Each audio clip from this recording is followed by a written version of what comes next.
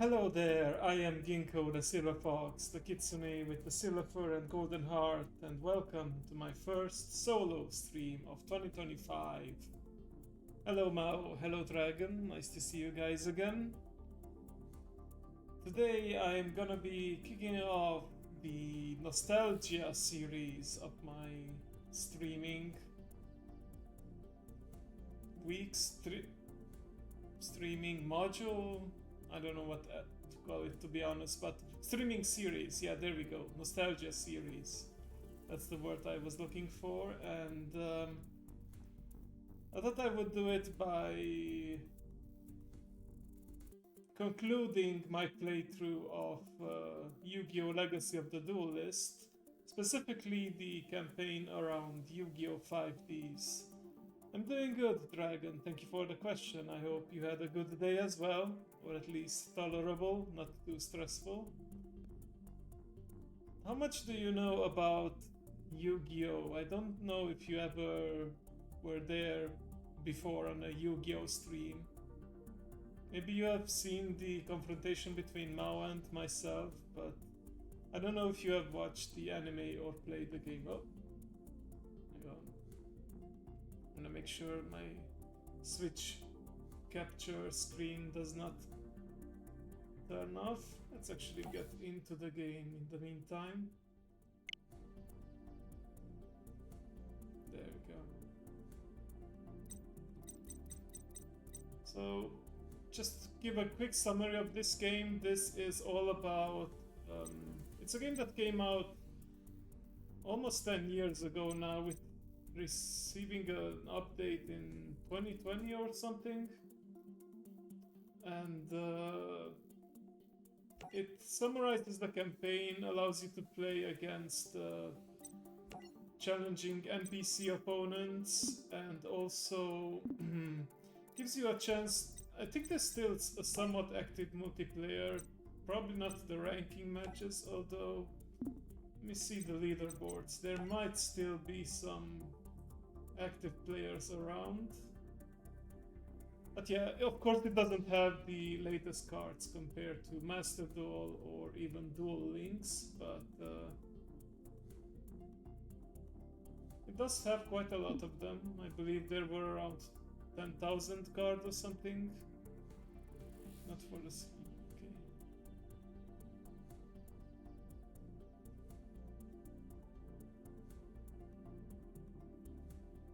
Yeah, indeed, there was a student-teacher battle where I was Yuri's teacher and Matt was Neo's teacher, and yeah, we faced off against each other, with the opposing team coming out victorious, but either way it was a lot of fun.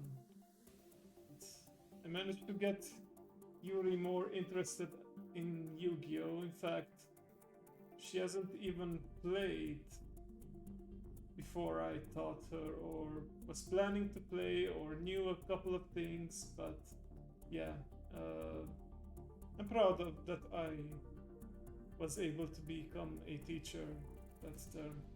Before I actually get started with the game today, just want some quick notes.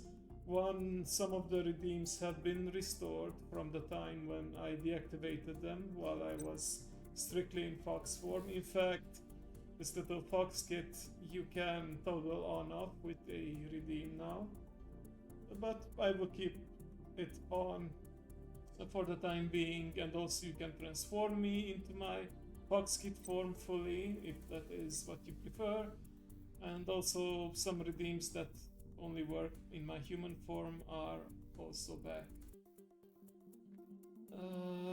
And another thing you may have noticed already when you were fishing, that I have cleared the leaderboard and also introduced some custom items, and I set the fishing game to custom only mode, so hopefully it will serve to show off the new items that I introduced. Let me know if the text is not readable, because I did add some custom text to some of them. I may need to make the screen bigger, but yeah. you can check it out. Yeah, you do have two Ginkgos on the stream, and now I'm using the webcam tracking from VTube Studio itself rather than the one from VBridger, which means the movements may not be as fluid or as detailed, but now I can wink. That's something I couldn't do before. Oh, sort of. Okay, yeah, I can wink. Alright then, let's get started, shall we? It won't be a complete playthrough of the campaign. The point of these nostalgia streams is to show off the game and the stories. Here I want to reminisce about the anime as much as the game itself. So it's not gonna be like a whole series, and I won't play through all of them, but yeah, hopefully you will find it enjoyable. So, Yu-Gi-Oh! 5D's was the third in the Yu-Gi-Oh! Series after GX and the original series. Just a little trivia. The creator, Kazuki Takahashi, rest in peace, he didn't intend to make more than one Yu-Gi-Oh! Anime series. In fact, he said GX would be the last one, but then he was convinced to make 5Ds, and after that he was convinced, okay, let's make Zexal or Zal, I believe it was pronounced in Japanese. And then they eventually made Arc 5 and Vrains as well.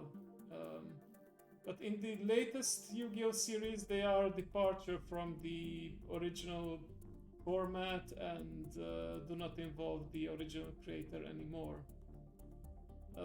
Also, 5Ds was the first time they introduced new mechanics and card types, namely the Synchro Monsters, which we will tutorialize now in the very first duel.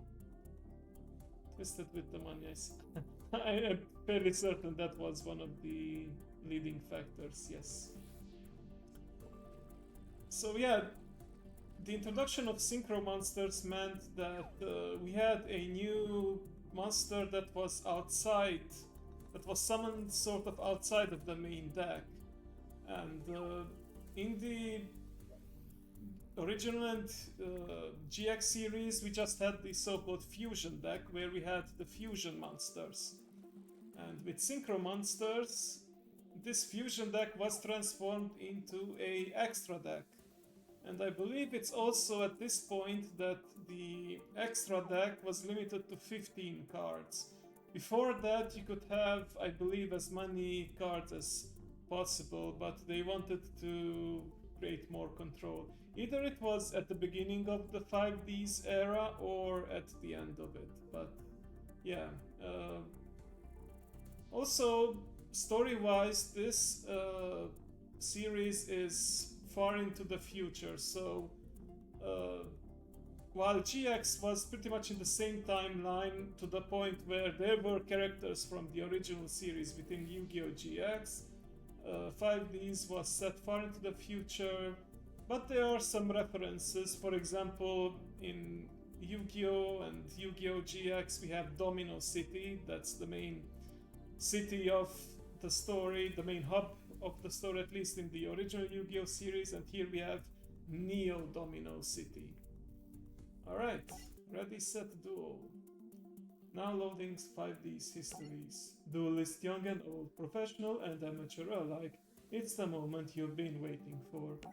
Welcome to New Domino City, home of Turbo Dueling. Yeah, no more, but there was a crossover movie called Bonds Beyond Time in which Yugi, Jaden, and Yusei, so the protagonists from the T-series, worked together, and of course there was time travel involved to make that possible. Turbo duels are a new form of dueling that takes place on motorcycle called duel runners. Now in Japanese, turbo duels were called riding duels, but and duel runners, I believe they were called D-wheels. but pretty much the same thing otherwise. However, our story does not begin in New Domino City. We join our hero Yusei Fudo in the poorer outskirts known as Satellite.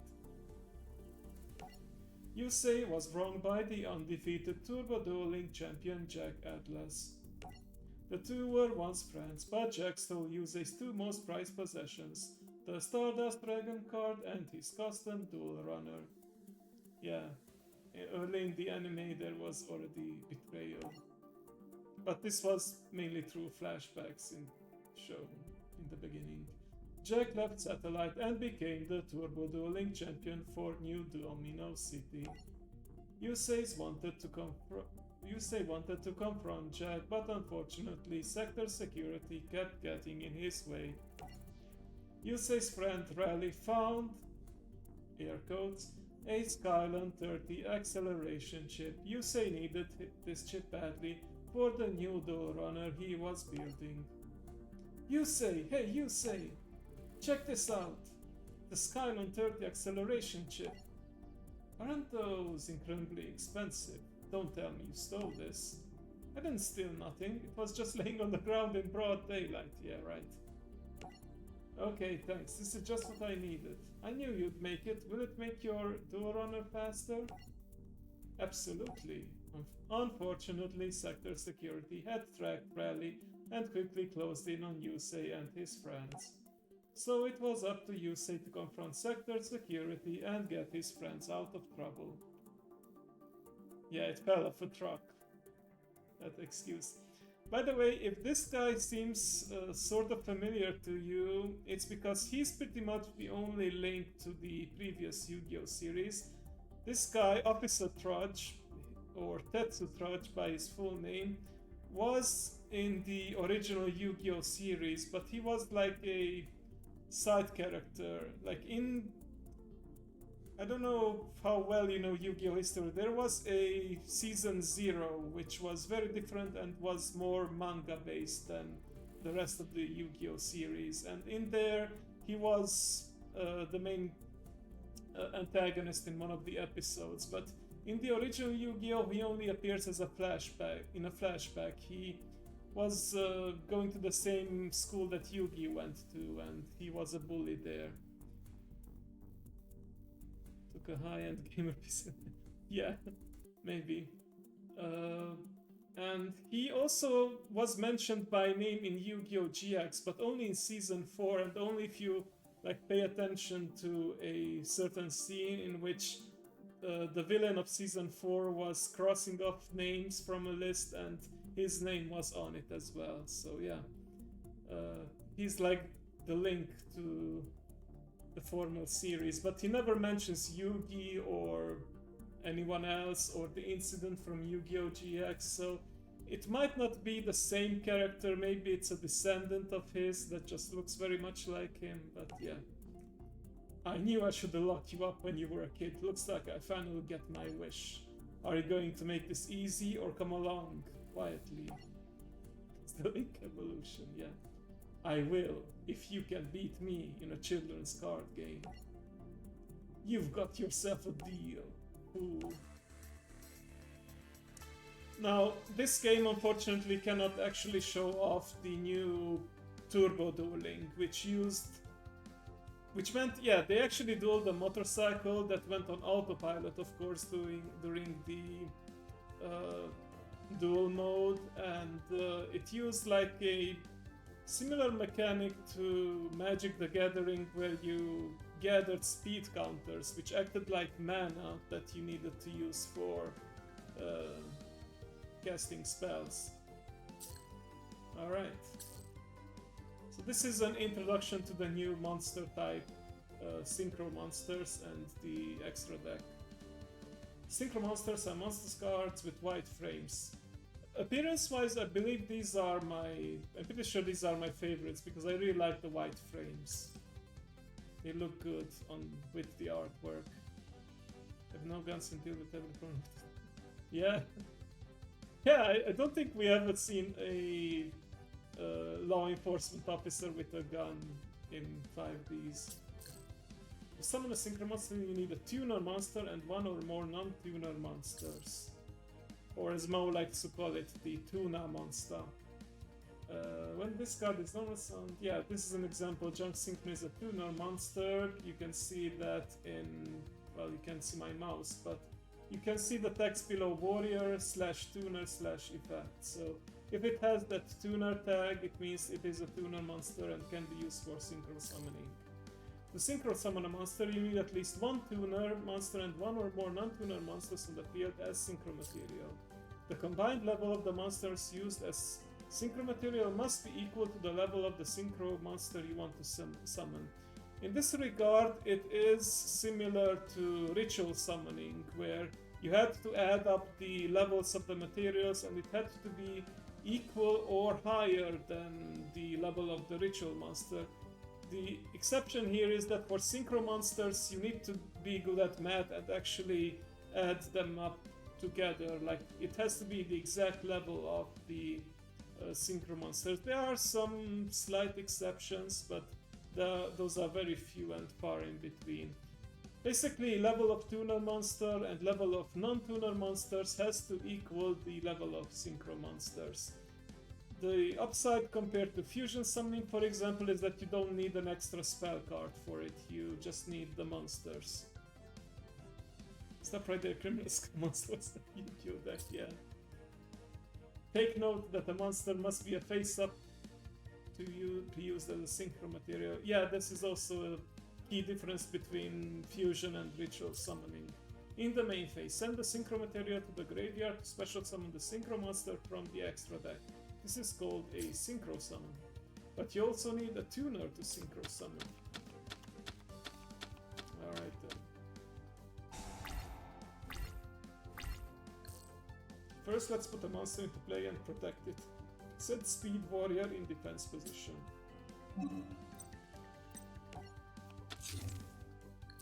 Okay, set the trap card to protect it, and let's send it for now. It's not as complicated as they make it sound. It's basically just you have to have...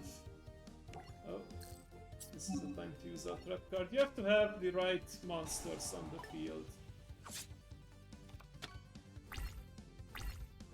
Of course, the downside is that your monsters actually have to survive, or you have to find ways to special summon monsters like they show here with Tricky, because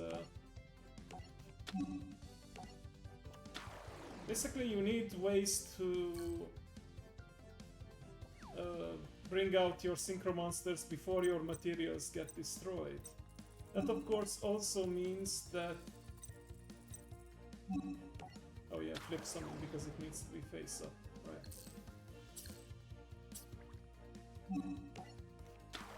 So the game became quicker and quicker because the most viable synchro monsters were those that had tuner monsters that could special summon monsters from the graveyard or straight from the deck or from the hand. So yeah. There was, as with other kind of games, a lot of power creep happening when synchro monsters came out. Yeah, Papa Ray is there too. I don't remember how many new items I added exactly to the fishing, but there's a couple of them. And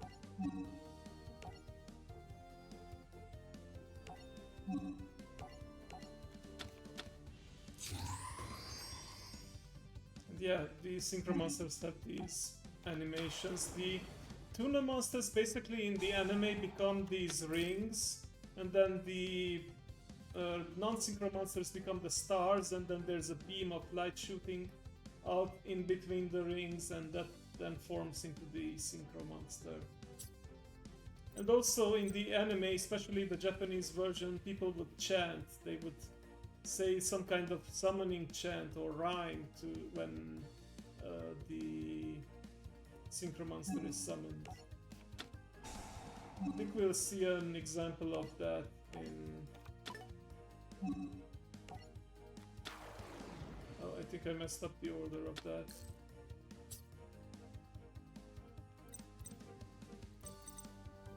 No,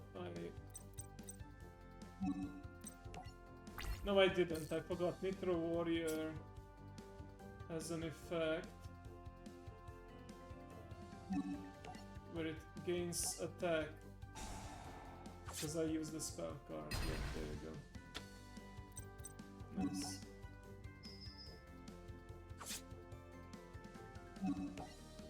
Junk Warrior was Yusei's signature card before he recovered Stardust Dragon.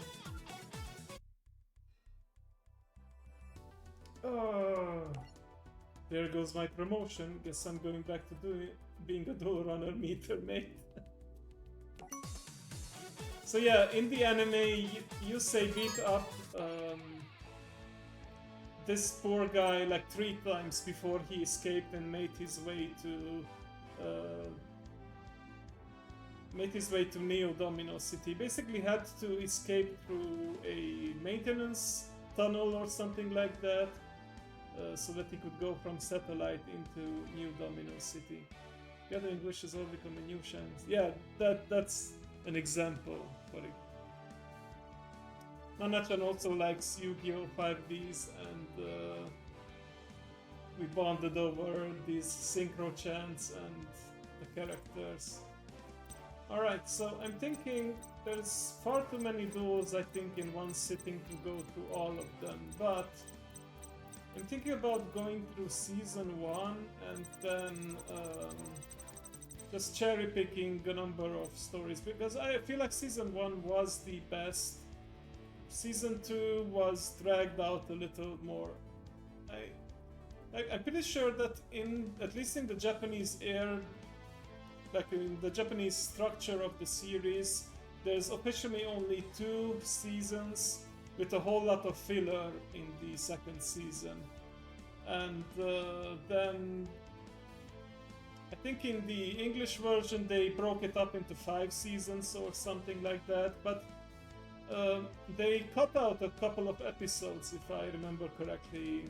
Like, they ended it a bit early, and which is a shame, but it's better than the way they cut an entire season of Yu-Gi-Oh! GX, where Yu-Gi-Oh! GX Season 4 was never officially translated. Well, criminal, let you go, have a nice day. Yeah, that's basically the gist of it. I mean, by the end of the 3rd duel, I think Yusei escapes and the tunnel closes behind him, and the cop has no choice but to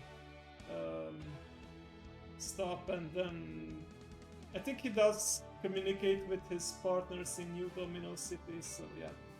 Alright. Yusei escaped Raj and the other sector security forces, making his way into New Domino City. There he came face to face with his rival Jack Atlas. Jack had stolen Yusu's ace card, Stardust Dragon. Using Stardust Dragon, Jack was able to escape Satellite and establish himself as the undefeated turbo dueling champion of New Domino City. Welcome to the Kaiba Dome. This dome is impressive, isn't it? Television just doesn't do it justice. Now imagine being filled with thousands of adoring fans chanting your name and cheering you on, but that's something you're never going to experience, you say, because after this duel, the only people cheering you on will be the loser friends back in Satellite. And that's if they don't all turn their backs on you once you return without their Stardust Dragon. It's it's the signature card of Yu-Gi-Oh! 5D's protagonist. You know how there was Yugi had the Dark Magician, a monster with 2500 attack and 2000 defense. Jaden later on obtained Neos, which was again a monster with 2500 attack and 2000 defense. And Yusei, of course, had his Stardust Dragon, which had 2500 attack and 2000 defense. So it became like a staple that the protagonist's ace card has to be a monster with 2500 attack and 2000 defense. And thank you for cheering, Dragon. You're going to regret ever coming here because I'm going to beat you with your own card. Alright. Let's see if we can do this in story mode. If not, I will use my own deck against Jack.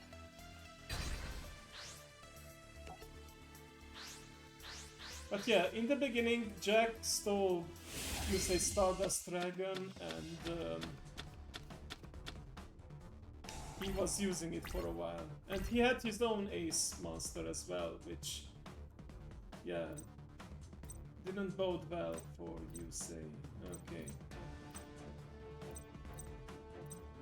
What's the best approach here? Turret Warrior can be special summoned by tributing one warrior type monster. Tuning Wear. I think I'll just set Tuning Wear for now. For defense. Then I'll also set Tuner Scheming when you switch or something. Ah yes, this is how you say temporarily gained control of Stardust Dragon in the anime.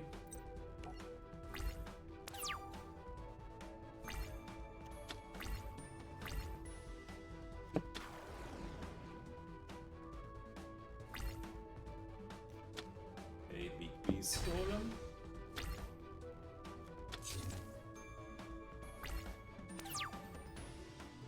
I can revive it with Junk Synchron, which I think is what I'm gonna do. Junk Synchron can bring back a level 2 or lower monster from the graveyard. My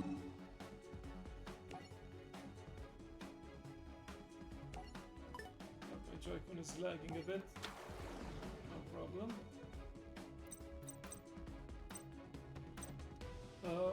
Crap, I don't actually have a level 4 Synchro monster for this.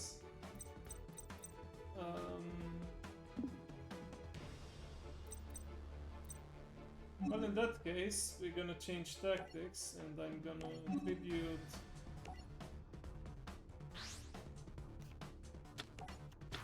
Junk Synchron for Turret Warrior. Now I have a monster that's at least stronger than Jack's monster.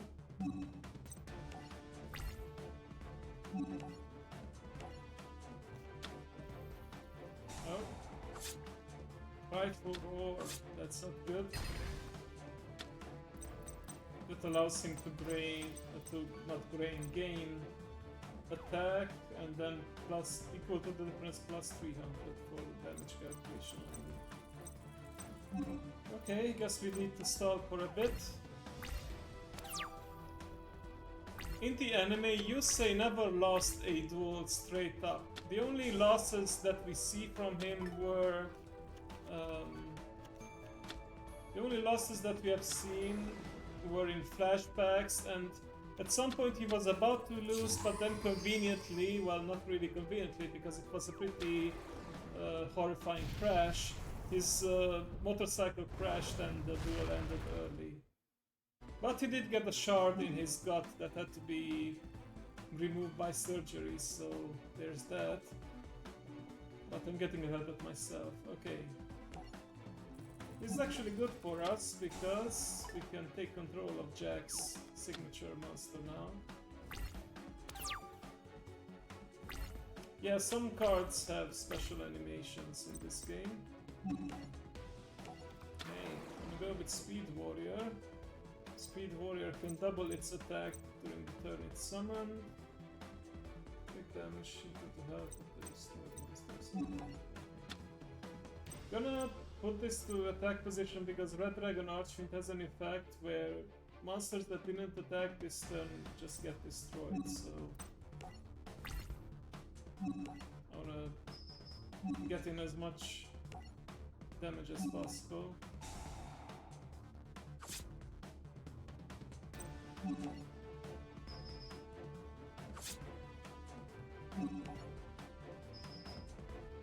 Red Dragon Archfiend is sort of, but not exactly the Blue Eyes White Dragon of this series, because it is a dragon, it has 3000 attack, but it doesn't have 2500 defense, it has 2000 defense, but it's still the rival's ace monster for sure.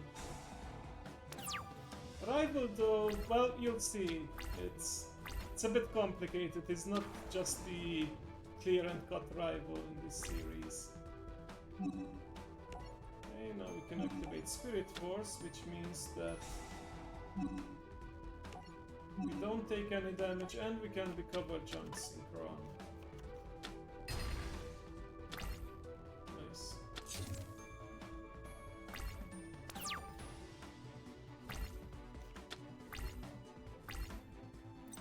Okay, time to summon junk synchron again. Yeah, he's kind of like Vegeta, I guess. He is a rival in the beginning. I mean, he was, you saw in the flashback, he was a friend, but then he betrayed him. But then later they become friends again. So it's like that.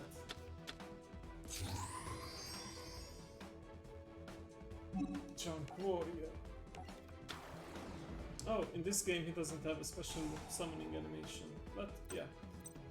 He does gain extra attack based on monsters level 2 or lower on the field when it's summoned. And you know what? I'm just gonna sacrifice him because he's a warrior to turret warrior so that I get an even stronger monster. There we go.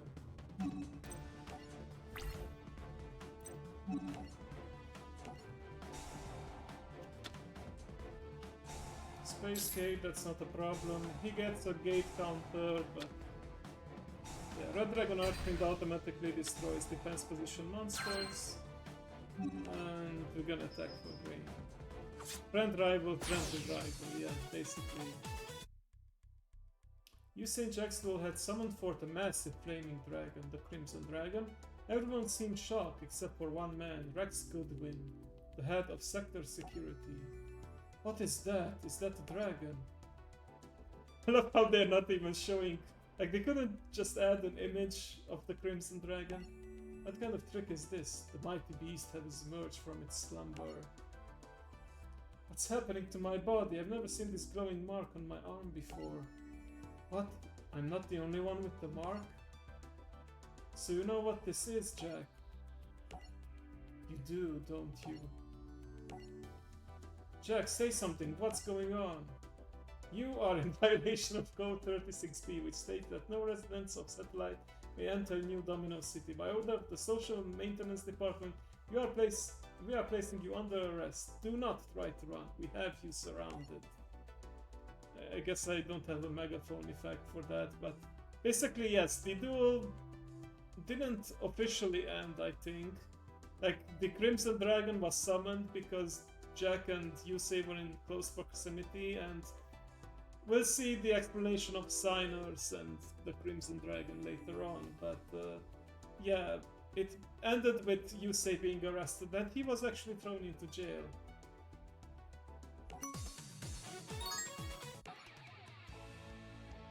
And yeah, the first protagonist to go to jail, and that's where he also obtained that yellow sticker-like thing on his face. That's basically a marker that all criminals get, and that allows you to be tracked at all times.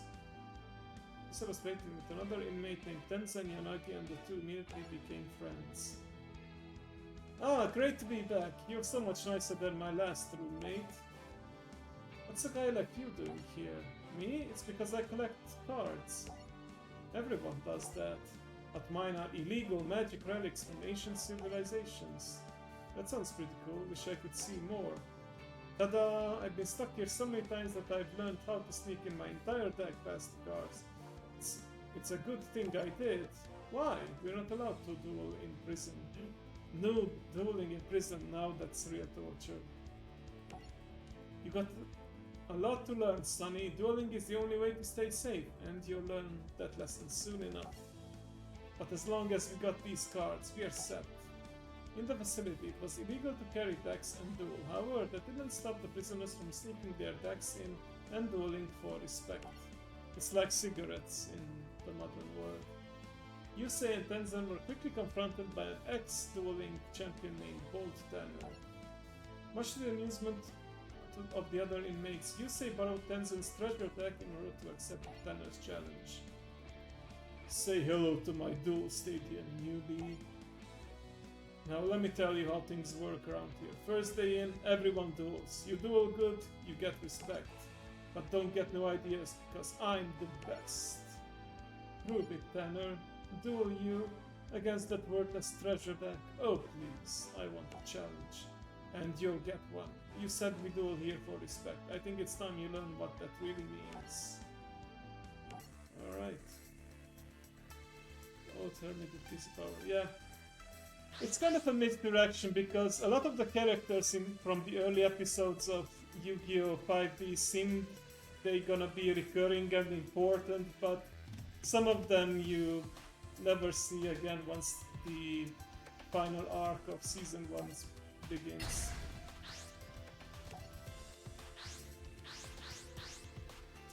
Including this guy.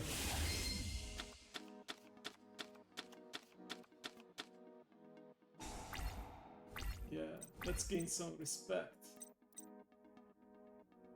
During your turn, if you activate the current previous. Okay, so won't be able to do that if you can special some scar. No crap, we don't have an extra deck. So yeah, third.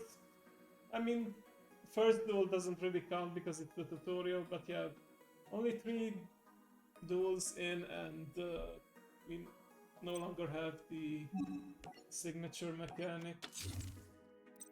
Alright, guess I'll just activate Swords of Revealing Light.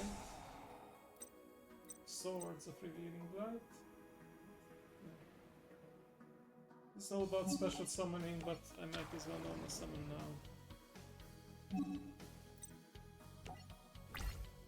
They really wanted to make trades with their MLP stick collection. Yeah, or what was it? What was the contraband in one of those Brooklyn Nine-Nine episodes? Ramen. Like they wanted street flavor ramen, not the one they serve in prison. The good stuff. Jake had to get... Yeah, he had to get like 50 special ramen flavors in order to get a cell phone from one of the inmates. This card can be treated as 2 credits for a tribute of a machine type monster. Okay.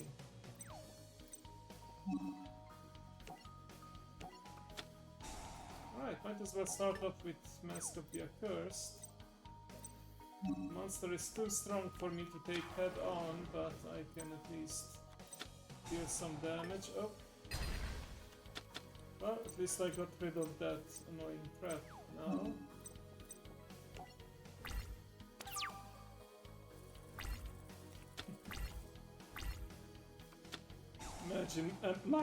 Imagine My Little Pony stickers.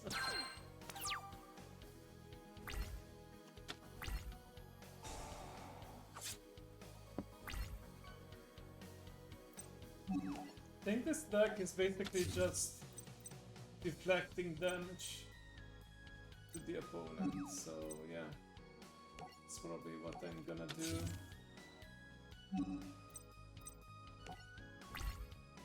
Don't think it's like a exact one-to-one replica of the deck you say used in the anime, but oh, wow, did not expect that.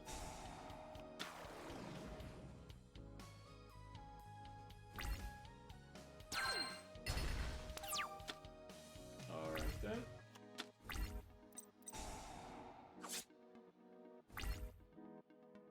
All anomaly monsters you couldn't... Oh, okay.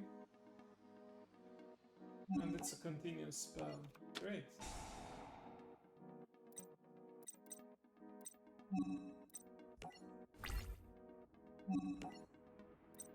Put up this guy.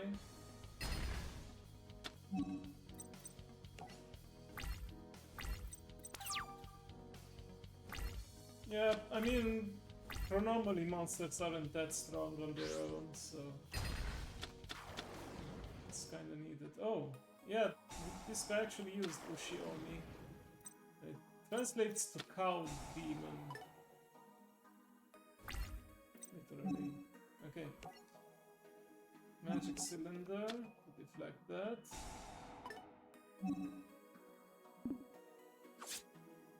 And dimension wall is if the attack actually goes through, then the opponent takes the battle damage instead of me. Okay.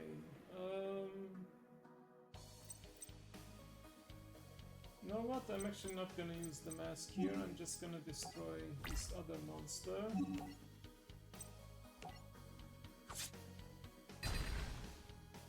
And then I will let my monster get destroyed, and when they try to attack directly, they will take maximum damage with Dimension Wall, and then I can also burn them for 500 damage every turn with Mask of the Accursed.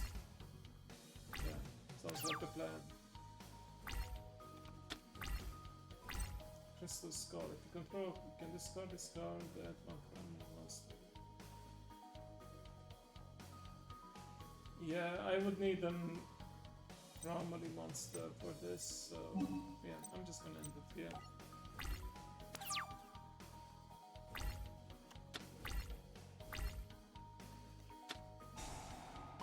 Ooh, yeah, give yourself even more attack, go ahead.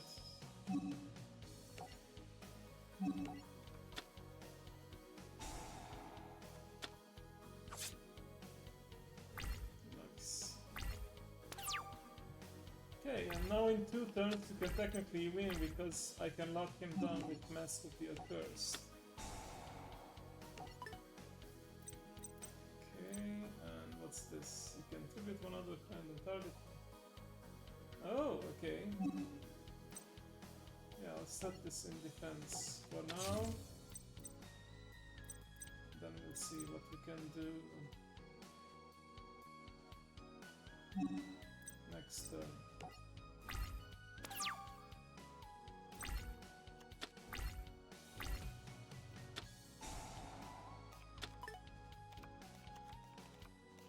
That's unfortunate.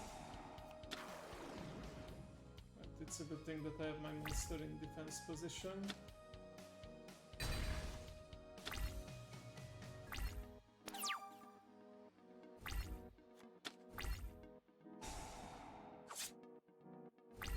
Oh!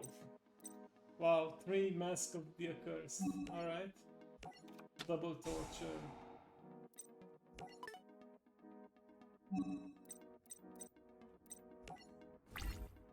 The only way he can win now, and I don't want to jinx it, if he finds a way to get rid of these 2 monsters himself. I don't think that's gonna happen. Nope, not enough.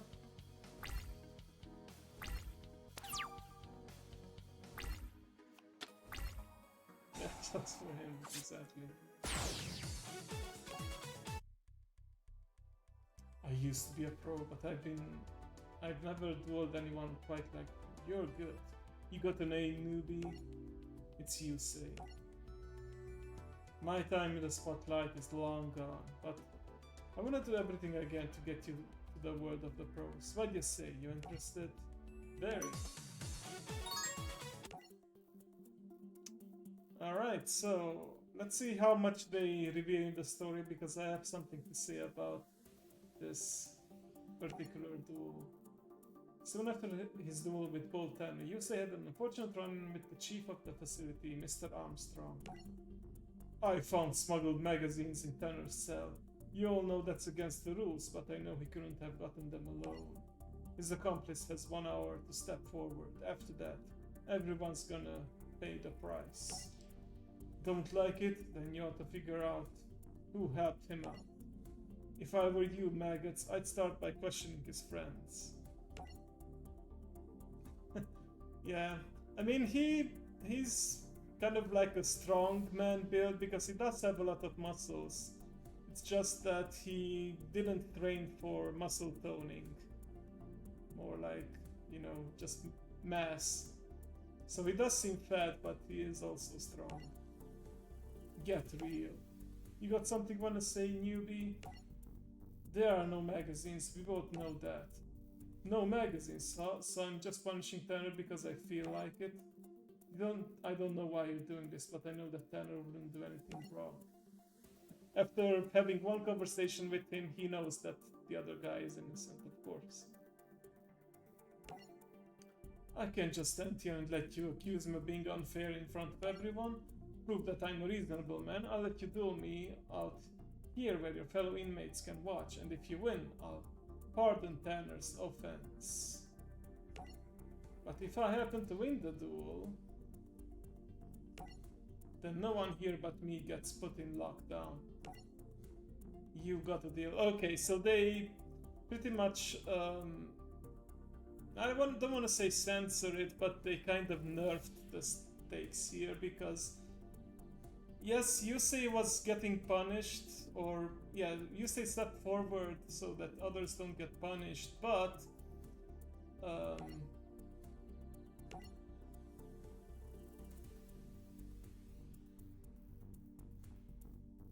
yeah, Yusei didn't have a deck at this point, indeed, but the... Occur with the help of other inmates, yeah. That's what I wanted to see if they mention it. Yusei did assemble a deck. It was a pretty funny montage because we've seen inmates hiding trading cards like below the toilet lid and in all kinds of crazy places, and he pretty much has like this really unbalanced and mishmash of attack, but I guess they wanted to show off that Yusei is a good duelist, whether he has his cards or not. Well, here he is, the little punk with the big mouth. I thought you might back down. After all, you're not allowed to have a deck in the facility, and you need a deck to duel. Since you're showing up empty-handed, I win by forfeit. Now get him out of my sight. I have a deck right here. What? What the? Where did you find those cards? You don't get it. You think we're a bunch of punks who'll gladly turn on each other. That's not how it is. They lent me their cards so I can take you down. I'm pretty sure that's not how prison works. Like, there is... I mean, yeah, there are gangs and some alliances made in prison, but I'm pretty sure there's no scenario in which every inmate works together in harmony. Unless it's about a prison break or a riot, maybe. Thank you, man. Okay. Though you're breaking the rules, I'm willing to upload. Guards, prepare the duel discs. Yeah, so they don't explain it here, but the duel here was... Oh, R18 magazine. The duel here was a lot more intense than they let on. Like, they were dueling with the duel disc actually chained to the floor, and they made it so whenever you took damage, an electric current will go through the chain and actually shock you. Like, taking real damage. Most of the time it's just holograms, and yeah, sometimes they use magic to make the damage and the pain real, but most of the time it was just holograms. You weren't never actually in any danger, but here you were in danger of getting shocked every time you took damage.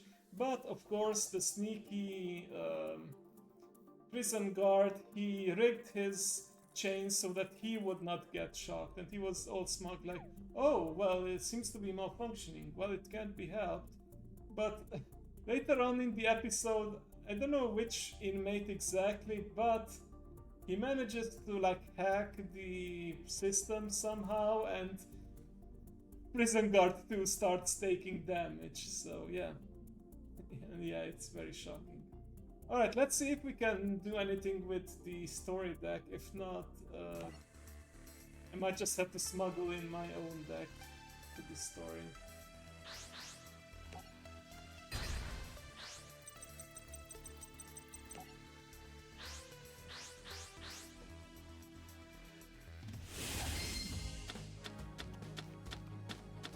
Oh yeah. Alright. Karate Man, one of the oldest cards in the game, but also one of the worst ones, because it has 1000 attack, which you can double once per turn, but if you use this effect, it's destroyed during the end phase. Okay, Nightmare Steel Cage, I can stall. Magical Merchant is pretty good because I can fetch a Spell Trap card. Okay. Yeah, sure, I'll use Dark Room of Nightmare and I'll also use Backfire.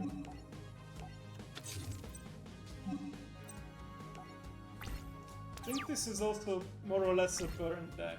You don't have a lot of strong monsters, but... Oh yeah, he also has a lot of cards that have chain in the main.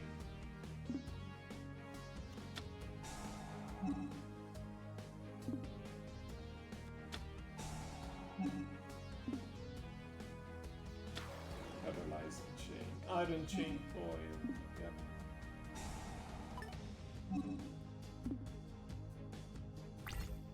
Okay, he does decide to attack after all. You know what, this is a continuous card, so even if I don't use the effect right away, I will flip it. Well, we get a tough card right away. Alright then.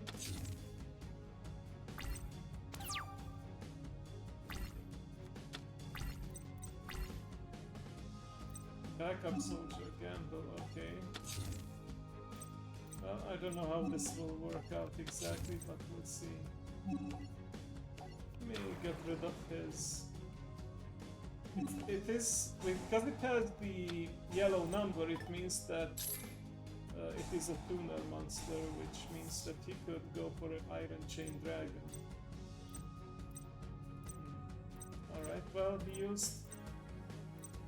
Yeah, he has a lot of chain cards. I believe when I saw reviews of the episode, they said that the guy has a chain fetish or something. Don't need strong monsters, only the right strategy. True? That's very true. Okay. Well, the upside is that now my Karate Man is not destroyed at the end phase because its effect is negated.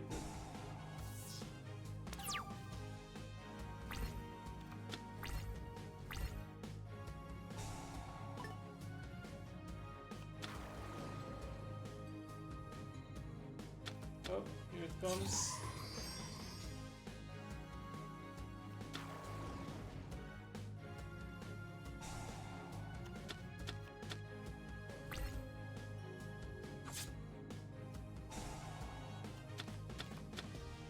That's not good because whenever he mills my cards, I also take damage.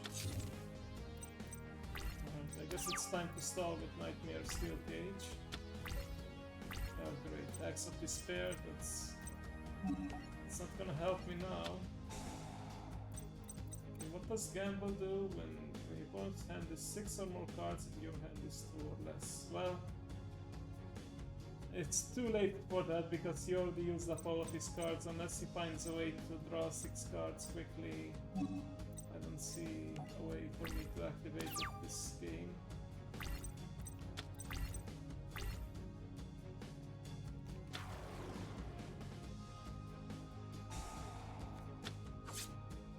Oh. Yeah. Throw this there. Oh wow, yeah, he can still damage me. Like imagine at this point you say getting shocked because he took damage. Alright, this card effect, better declare what card name. Yeah, because of Poison Chain he can... Because he doesn't attack, he can do that to me to mill my cards, make me take extra damage. Okay, well, Axe of Despair, I can make this into a 2000 attack monster, but that's still not enough, unfortunately. Just gonna set it for now.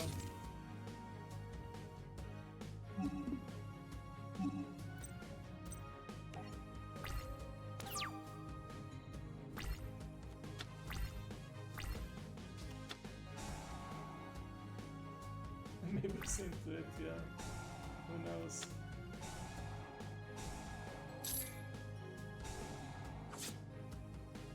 I mean, I have seen some streamers use the shock colors as like a punishment game, and yeah, sometimes even well, you know my story of me being a moderator for YouTuber, so yeah, the shock collar was part of a very special stream then. Okay, reversal quiz. Stand all cards in your hand and on your side of the field to call a type of card on top of your deck. If you call it right, exchange your current life points with your opponent's current one. Oh, and it only costs me every other card on the field. And hand. Okay, is there a way for me to predict what kind of card they will be? Filling and Dark Souls. Yeah, it's not just filling, trust me. Okay, crap. Wait, I have an idea. Can make use of this, I think.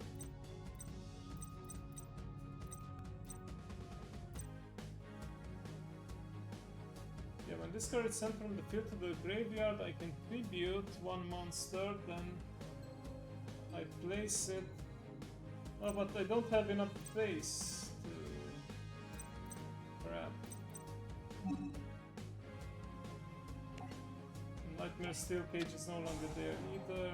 Like, if I can put this on top of my deck somehow, then... But yeah, if it's destroyed in battle, then the monster is no longer there for me to tribute it. Unfortunate.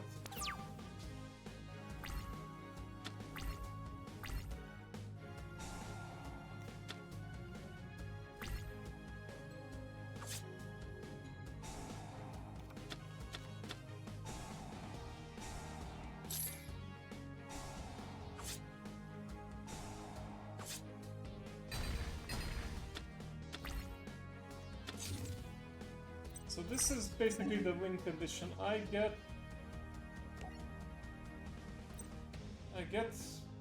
Axe of Despair somehow on top of my deck. I predict spell card and then I exchange my life points. Oh, but I do have this guy now. Okay. Not that it will really help me.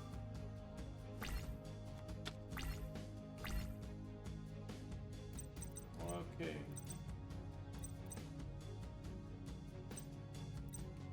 Do I just gamble it all and activate it and hope to predict? Yeah, it says I have to predict if it's a spell, trap, or monster card. And if I call it right, then I exchange my current life points with my opponent's. But it will cost me every single card in my hand, and... yeah. I mean... I could try and stall, like, I put this monster on the field, I absorb maybe one attack, but then I might lose either way. So you know what? Let's gamble. What do you think? Is it a monster? Is it a spell? Is it a trap card? I place my fate in your hands. Mao managed to predict Time Wizard correctly, but that was a choice of 2. Here we have a choice of 3. Monster card, you say. Spell. Okay.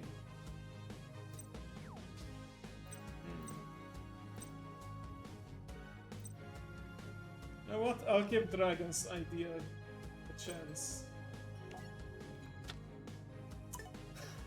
Of course. Mao was correct again. I should have listened to her. Okay then, let me surrender and restart.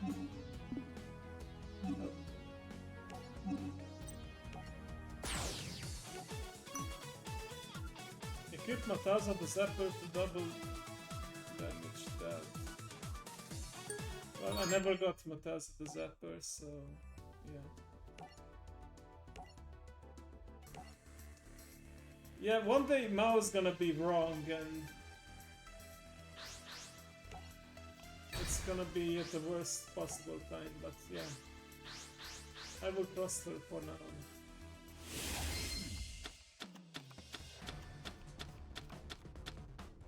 What the heck is this? Poison of the old man. Oh! We got reversal quiz again, so... chance. predict once more.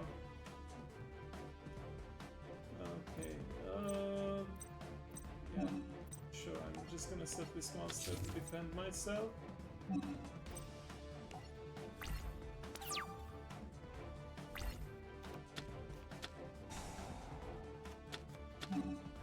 Oh. Alright then, never mind. Iron Chair repair. Okay.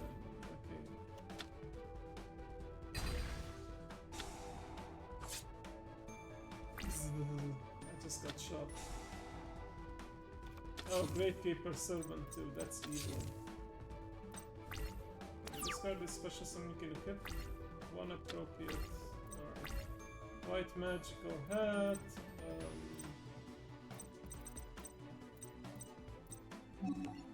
I need actual equip cards for this. I think in the anime, Yusi actually won with this monster. He brought it back from the graveyard and then equipped a whole bunch of spells. But he didn't win with it, but he did make a comeback with it. What's the numbers for the lottery? Alright. You're gonna become a fortune teller now. Interesting.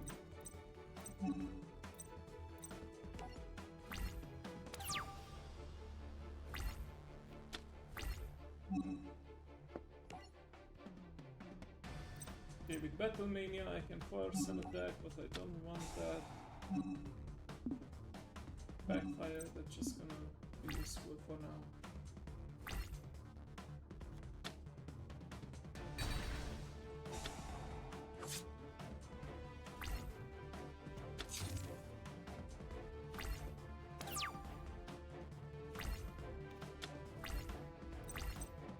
This is just a bunch of Gambler and Magician cards. Okay, toss a coin 3 times. If all 3 results ahead, destroy all monsters. If all 3 results ahead, destroy all monsters. You can activate this effect once per turn during your main turns. Alright. What are the chances again to flip 3 heads in a row? Pretty low, I'm sure. Oh, of course, he's gonna use his chains to stop me. When I want, if I lose, you get 50% too. Alright. Like 50% of nothing. That's funny. Okay, no gambling. Guess this guy is trying to teach me that gambling is bad. Reverse question was sent to the graveyard. Now, Desert Gambler. Oh, Needleworm. I believe the winning card for Yusei was a threat card that inflicted like a bunch of damage based on the cards in the graveyard, and because he had so many cards, it like basically almost one turn killed his opponent. Reverse trap, unhappy maiden. Nope. Okay. Up to 3 non-effect monsters. It's okay.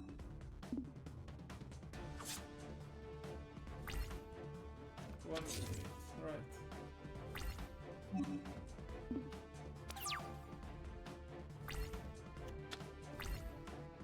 Like, I like gacha, but yeah, I don't like... In card games, I don't like gambling. I don't want to rely on luck for me to win. I mean, there is some luck involved in me getting lucky to draw the cards that I need, but I don't want my card effects to be decided on a coin flip. Okay, and it's flip summoned. Okay, I won't get a chance to flip summon it because they're just gonna destroy it. And do I even have a equipped card in my graveyard? I do not. Alright then. Okay, well, I can make them discard their last card in hand. By destroying Needleworm and inflicting damage. Oh, of course they're gonna Fiendish chain that.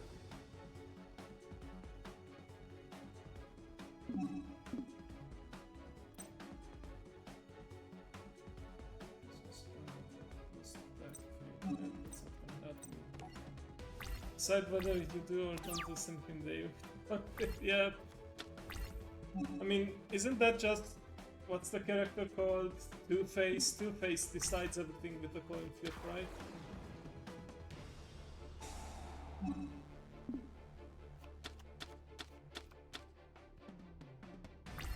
Yeah, I think if I don't win this, I'm just gonna bring in my own deck. We can pretend I smuggled it in. Scam it. Or do it with the Iron Chain Snake. Oh, okay. Oh yeah, this was the big card. Like, if you can only activate this card if there are 30 or more cards in the graveyard. Pick 3000. Yeah, but I only have 17 cards and I'm already dying, so not looking too good.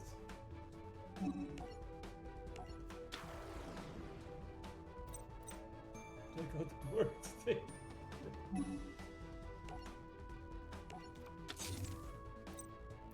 I'm sure it's gonna get annoying real quick if you try to order something and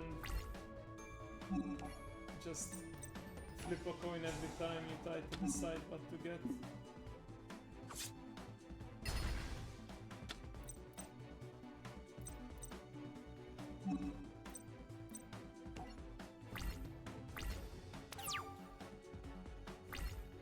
So Battle Mania would be good if I had a monster with higher attack and forced him to attack that way, but...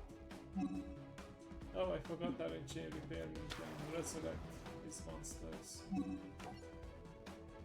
But I don't control in which order he attacks, so he can just attack with his stronger monster over my weaker one and then, yeah, just attack with the rest later. Oh, Iron Chain Snake gets equipped.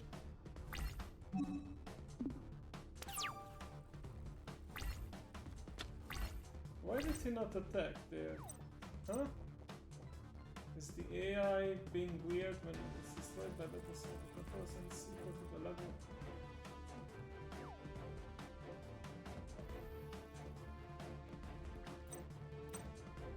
Or maybe they were afraid because I have so many trap cards.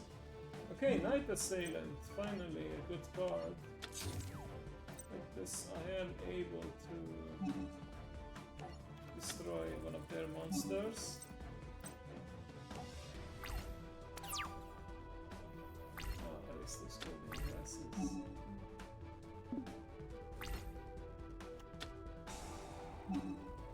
Oh, great. Paralyzing chain.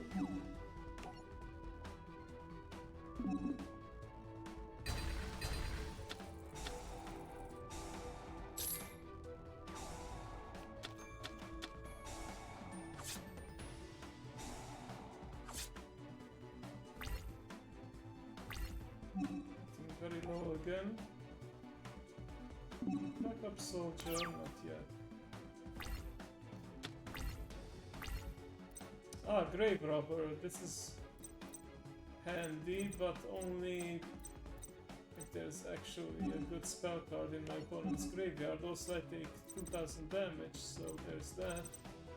Okay, they have Nobleman of Crossup, which is only good against face-down monsters. Hand of Destruction maybe, but I need multiple cards in my hand for it, so I'm not gonna even bother with it. But yeah, for now, let's get rid of that annoying Iron Chain Repairman.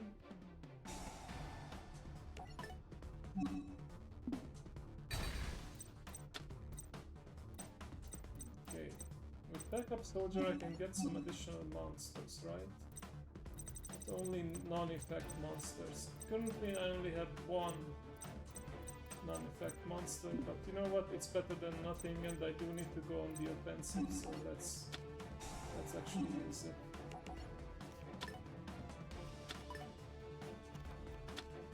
And I'm getting pretty close to be able to use Blasting the Ruins too, which is nice.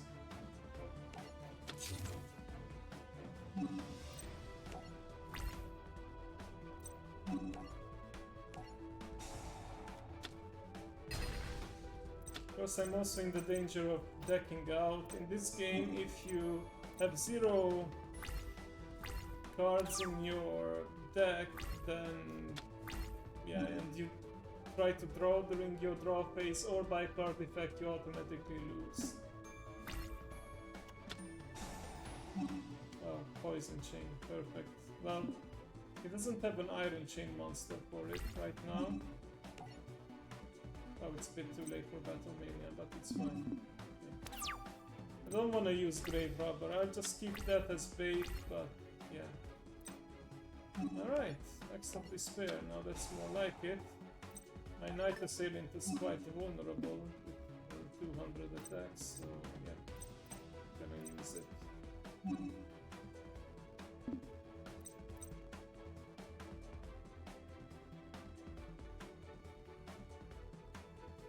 Wait, 30 or more cards. Oh, yeah. Need a lot more, but it's fine.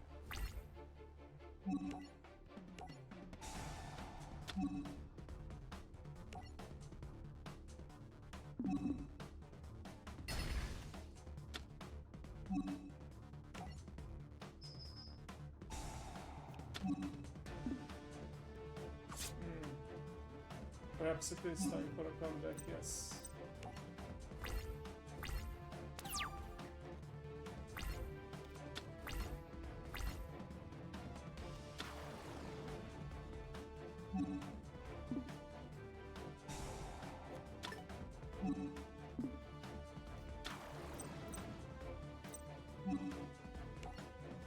Yeah, Battle Mania won't help me here at all.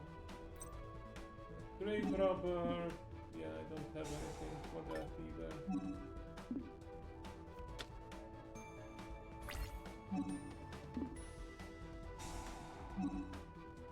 Oh, he decides to go with the Poison Chain route, okay. To slowly deplete my life points that way. Alright. Oh, Magical Merchant, I mean, sure. Let's see if I can actually get a good monster for that.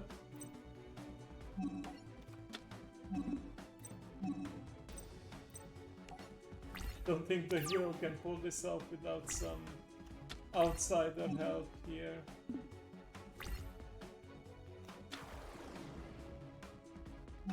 Oh, another Iron Chain Snake, perfect.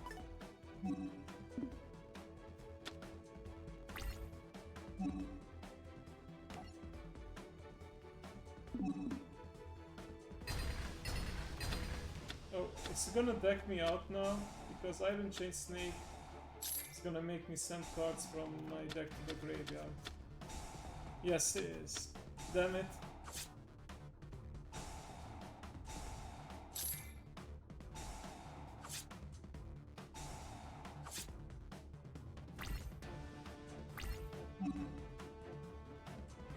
Alright, well, you know what? I'm gonna go out on my own terms, so to speak. Wait, never mind. I don't take the 2000 damage right away. I take it on his... once I use the spell card. Never mind. I will still lose by decking out. Oh, wait. The spell card doesn't even stay in my hand until next turn. Okay then. Okay, third time's a charm. Let me show you what a real duelist can do. Okay, well, to keep with the team, I should be using a synchro deck.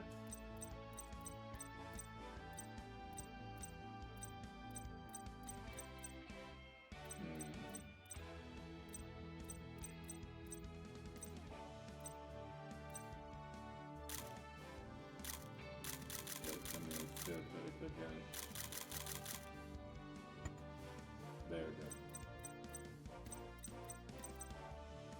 what? Let's use Yusei's deck from the manga. Hero stays in prison. Yeah, exactly. Well, technically, I don't know if the duel would have the outcome of the duel would have mattered in the anime, because at the end of the duel, the prison guard, Mr. Armstrong, tries to back off from the deal and put Yusei into the slammer, into the lockdown, like solitary confinement anyway, but the director intervenes and he's like, I don't like the way you're running things here in the prison, you're fired, and Yusei, you can go free. So, yeah.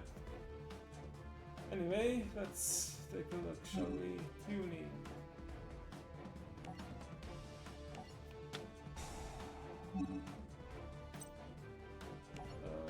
Jet synchron, sure.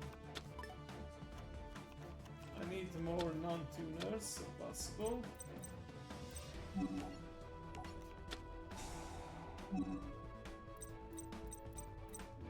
a bunch of chunk monsters. Maybe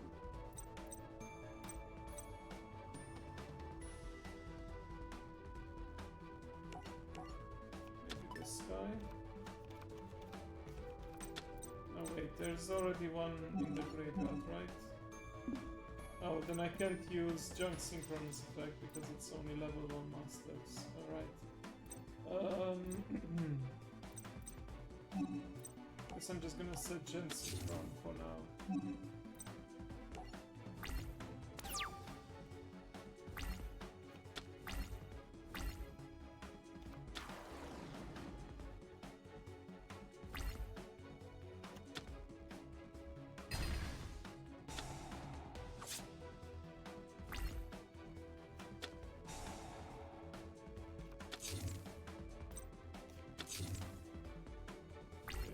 I can do my synchro plays. Okay, so Junk Synchron revives Jet Synchron.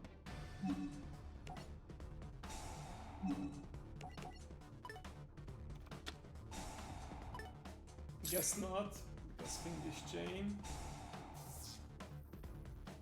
But now I can special summon Junk Serpent because I have a junk monster on the field. And now I can go for a synchro summon Shooting Geyser Dragon.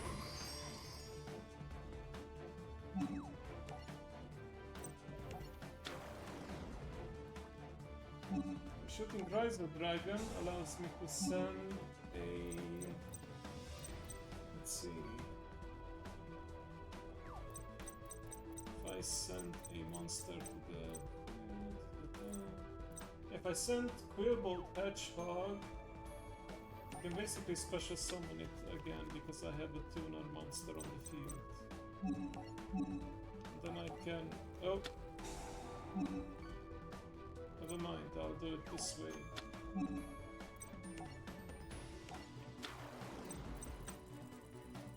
Wait, didn't... I guess I was wrong. Bolt Hedgehog doesn't special summon itself from the graveyard, or maybe I just misread something. This card, you can special summon this card, but leaves, but banish it. You must have a tuner monster to activate and resolve the effect. So why can I not use it? Must be some restriction because of Shooting Geyser Dragon. But for that, you cannot activate the effects of the monster with the same name and sent to the graveyard. Okay, got it now. Also, I guess I don't have a level 7 synchro monsters. It's been a while since I used this deck, so... right. That's a mouthful to say. Stardust Cipher Divine Dragon. Stardust Assault Warrior, Stardust Warrior... yeah. Shooting Quasar Dragon, Jet Warrior, Axel Synchron, Stardust Chronicle Spark Dragon. Basically mixed his cards from the manga and the anime. Okay, well, either way, I have a monster that's strong enough to overcome Iron Chair Repairman.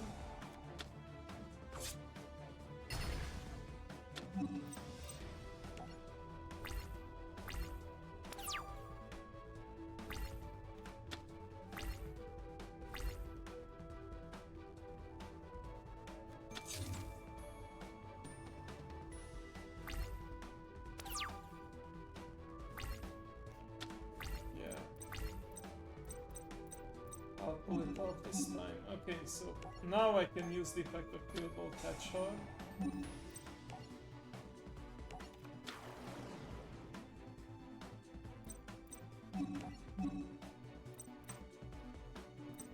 Now I can go into which Junk Speeder. Yeah, that's another good one. Or you can target one return to the hand. Jet Warrior is also a good option here. Yeah, let's go for Jet Warrior. No, not Junk Speeder, Jet Warrior, I said.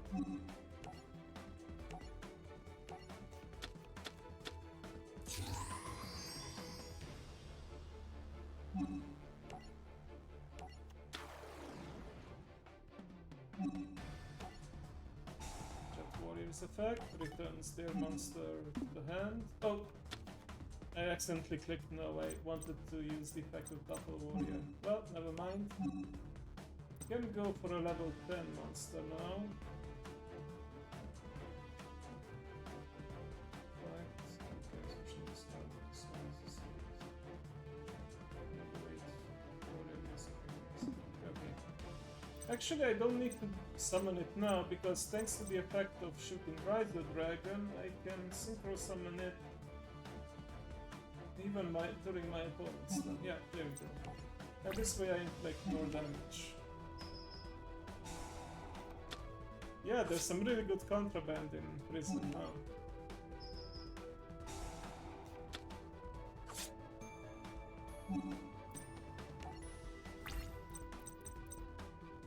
And I forgot completely about this guy. So with Synchron Explorer I can revive Junk Synchron. And this means I can go for another level 5 Synchro monster. Or I could go for a level 8 right away. Let's go for this one.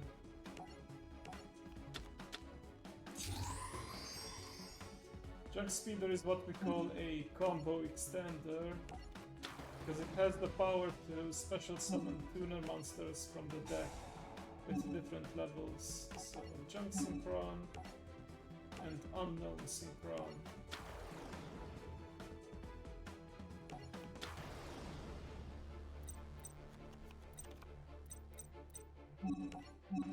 Now I could wait. Cosmic Prayer requires Stardust Riding. That's included.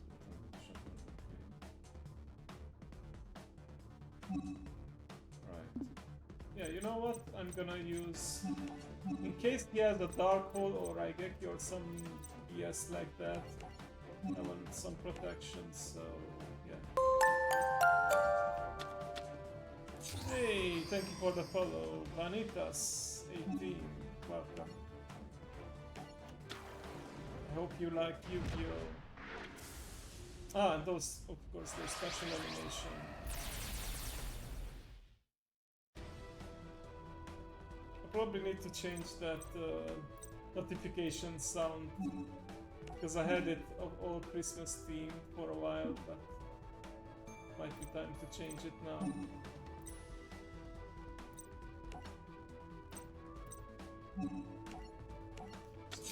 This for now.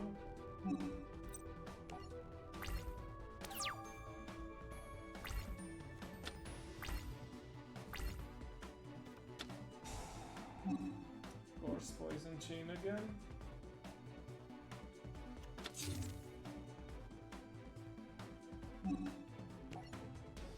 Alright.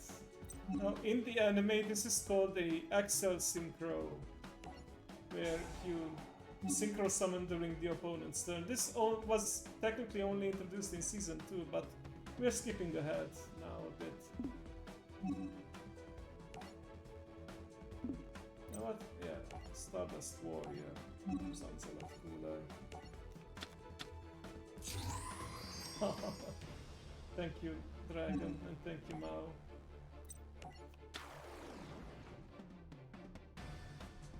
But I will probably still change the music at some point.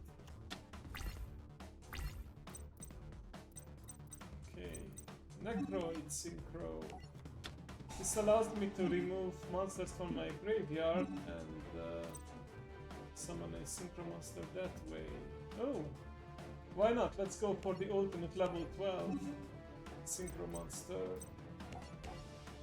Shooting Riser Dragon and... Can Jet Warrior return to... Yeah, I'm gonna use Jump Speeder then, because I know Jet Warrior can return from the graveyard on its own. Stardust Cypriel Divine Dragon. It has its effect negated, but you know what? It looks cool. Now I'm gonna use the effect of Jet Warrior and send Unknown Synchron to the graveyard. Bring it back. Oh, it has to be in defense position, got it.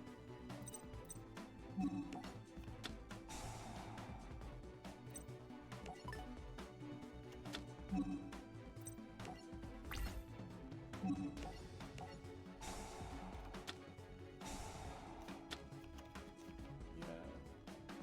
Your feeble cards won't stop me.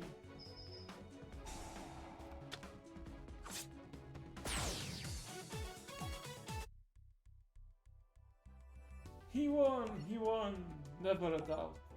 Put him in lockdown. Yeah, like I said, he wanted to put him in lockdown anyway. But what about our deal? We don't have any deal. Take him away. I don't think so, Mr. Armstrong. I saw the entire duel and I'm afraid the only person going away is you. Goodwin, I mean, sir. I don't see how the facility can be run effectively if no trust exists between the guards and the inmates. Pack your things, Armstrong. You're fired. Alright. So you say actually escapes prison, but he's chased by this guy again. I think we're gonna skip through that. We all know how this is gonna end for poor Officer Trudge. Fortune Cup. Yeah, the Fortune Cup was basically the first tournament arc in Season 1 in which, of course, the final outcome was that Yusei defeated the undefeated champion Jack and he recovered... No, he didn't recover. Jack actually was a nice guy and he gave back Yusei Stardust Dragon before the tournament. Before that, yeah, we also get introduced to a bunch of secondary characters like Leo and Luna are twins and they are also part of the main group later on. This guy is just some punk who... I remember in the... Yeah, he actually... Yeah, he wasn't supposed... So this guy with the flaming head wasn't supposed to participate, but he beat up one of the participants that was conveniently wearing a full costume, and then took his place, and yeah, he ended up dueling in his place. But of course they didn't just disqualify him, they let him duel Yusei, and Yusei won anyway. This guy, he was defeated by Yusei, and later on he became a villain. This is the official female protagonist / love interest of the main male protagonist, but Akiza was actually pretty interesting for a change, because she was a villain in the beginning, although a tragic, manipulated villain, not like straight up evil, and she's actually a competent duelist. She was horribly underused in Season 2. Let's show it off. And Aki is another one of the so-called signers. She also has a dragon. Let's see. I believe this is also the first duel that Yusei officially used Stardust Dragon. Akiza, Goodwin and his people are part of the Order of Iliaster, a group of seeking to resurrect the force known as the Crimson Dragon. Oh, nice exposition. If allowed to return, the dragon will bring the world to its knees. That's where we come in. we, the Arcadian movement, will stop Goodwin and lead the world down the right path. Sounds like a good time. Speak of time, it's almost time for you to do what you say. The final round of the Fortune Cup is about to begin. Alright, I'm gonna leave with the story deck here. Hopefully it's good enough.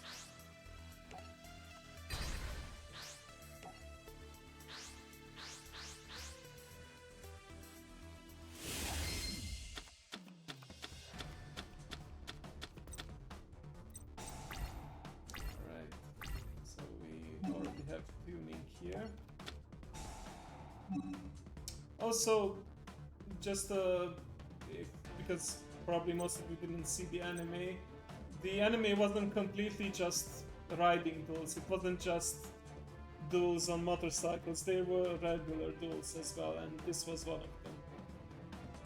Okay, junk synchron, right?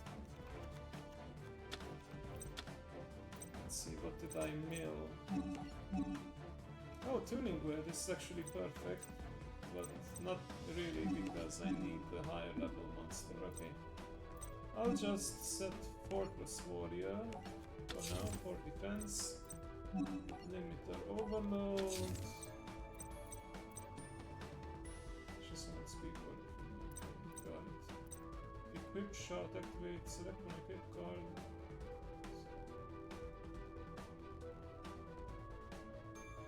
And conduct authority. Okay, wow. I think it's one of those plot device cards that was only really useful in one duel, but they printed it regardless.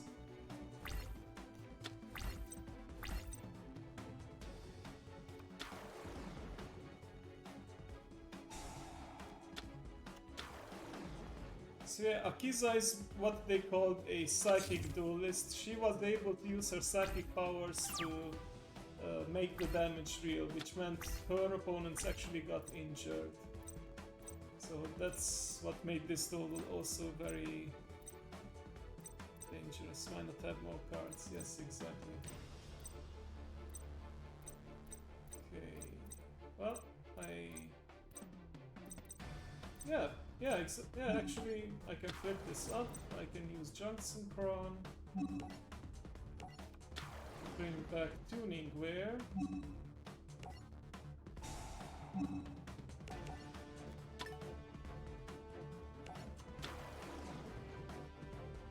And I have a total of level 6 on the field right now. So I'll just go for level 5 for the time being.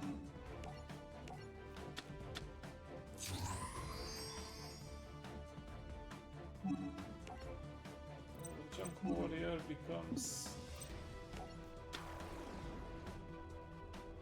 Well, it gets an extra 100 attack, which is not much, but it's something. Set War Tornado, face up card. All of these are face down cards for now, so not very useful, but yeah. Oh! Nice move, Aki. Okay.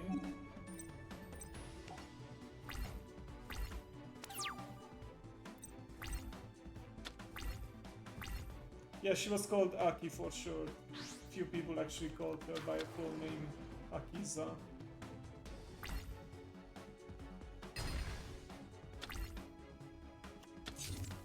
Let's see if she can summon her signature card too.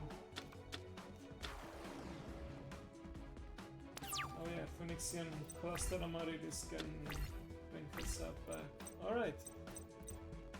Okay, well, I guess we need another Junk Warrior then. Or, yeah, that's pretty much the only plan I have.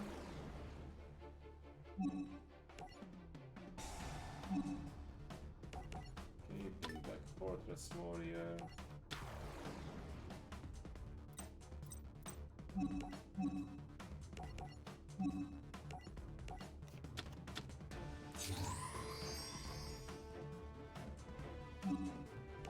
I think for the long run, even though I lose my monster, the better strategy here would be to actually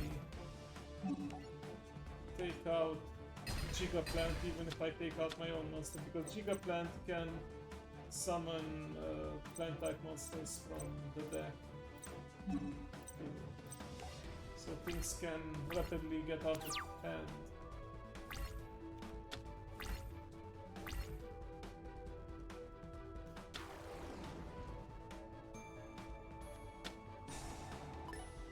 Call of the Haunted. Target one face-ups destroyed the prison.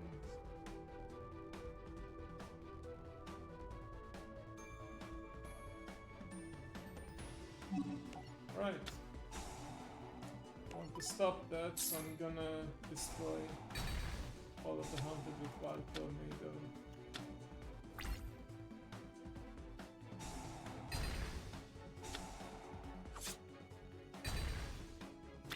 Oh, so Phoenix and Cluster destroys itself, but it takes out the monster and... Oh, just like a Phoenix, like ramming into... Oh, now the name makes more sense. Okay. Alright. Time to take it out while it's vulnerable with 0 attack. So, Speed Warrior.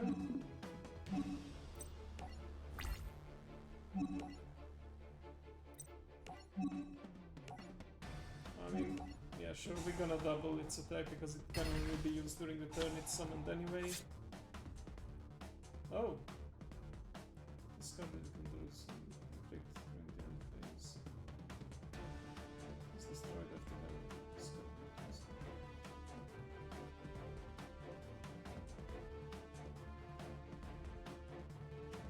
Okay then, right.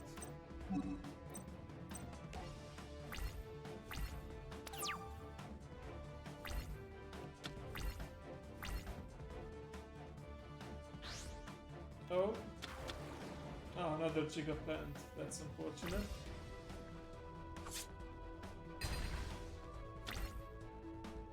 I did put in one item, but it's an epic quality, so pretty low chances to get it.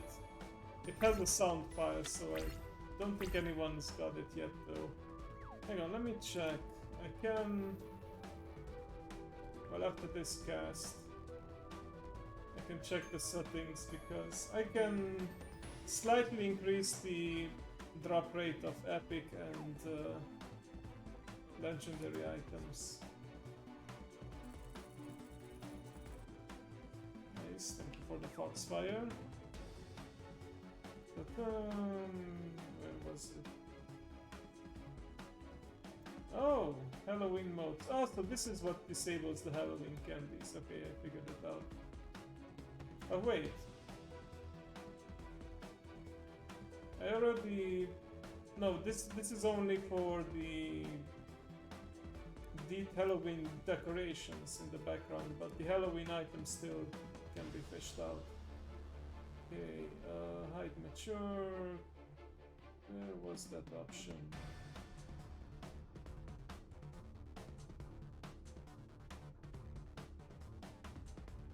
Boost chance of ultra rare fish. There we go. This mean, don't worry, there'll still be very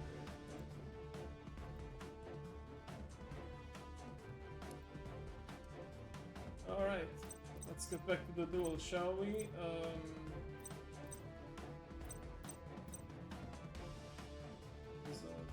Yeah. Except I don't have any actual monsters for synchro summoning. This is not looking good. I'm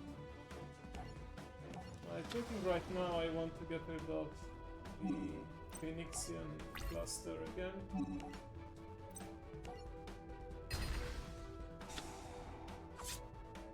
Ouch.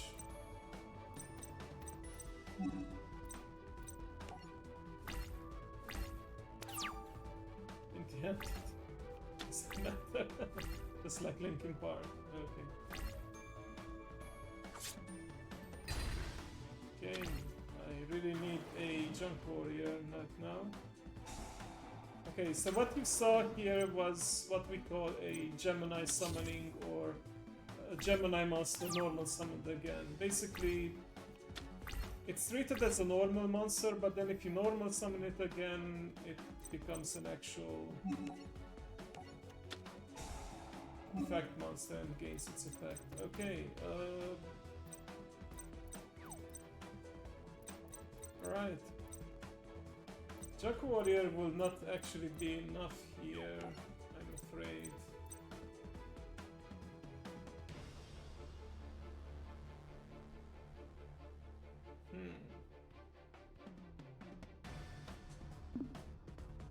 It's pretty much my only out, I think. I mean, Fortress Warrior can stall for a bit of time, Shield Warrior can... Oh no, wait a second. I have Pillbolt Hedgehog now in my graveyard, so I can make use of that. I think, at least. Okay, so let's say I bring back a level... What do I have in my extra deck? Oh, I can check it now. I think I only have Junk Warrior and Stardust Dragon, so I need to make a level 8 somehow, but... Yeah, I don't think that's gonna happen.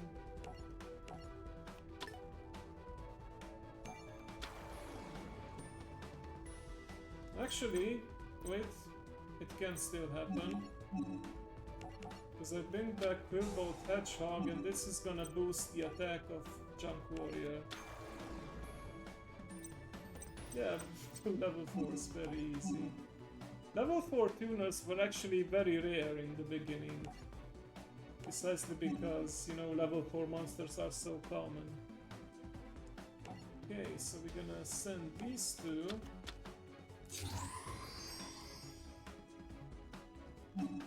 Now, for the third time, Junk Warrior. And now, yep, it's 3100 attack. Now I can take out that annoying Gigaplant, or Gigaplant, however you want to pronounce it. Alright, we're actually starting to make a comeback.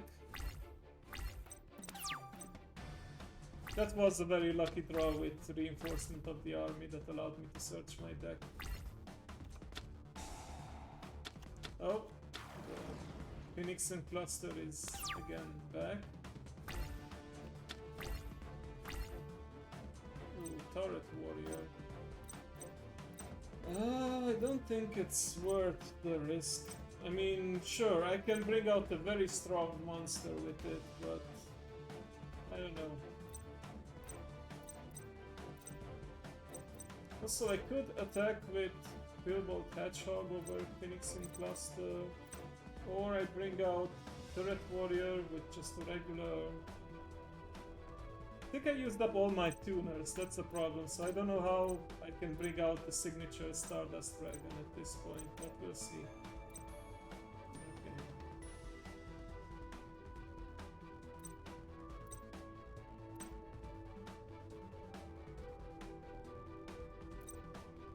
Let's see when especially some of this from the graveyard. So this can come back and this can come back as well. You know what? Let's play it slow for now. I wanna avoid taking more damage if possible because yeah, I'm pretty low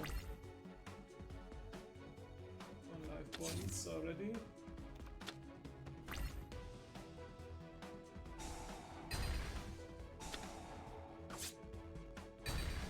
Well, yeah, I take damage either way. The good news now that Dark Verger has been removed from play, so it cannot return anymore. Okay, Spirit Force, that's gonna come in handy. The big problem here is that if... Ooh, Spore, that can... I think that can come back from the dead too. Can banish one other plant type monster. There's no other plant type monster, that's good. If she brings out Black Rose Dragon, that's gonna be a problem. Jump Warrior instead. Wrestler. Wow, okay. Don't know what you guys are hearing.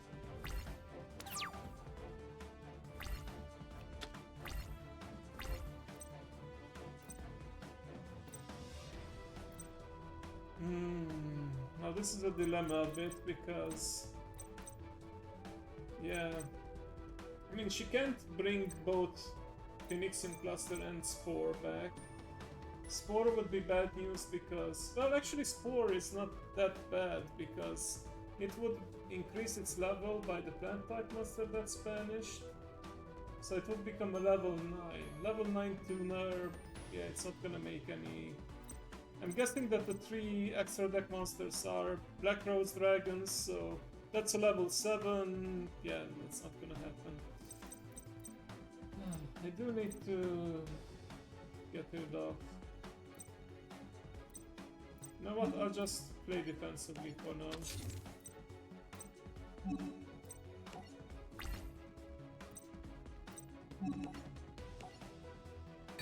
Yes, I take 800 damage, but... I think she's finally running out of monsters to use as fodder. Hear what we want to hear, yeah.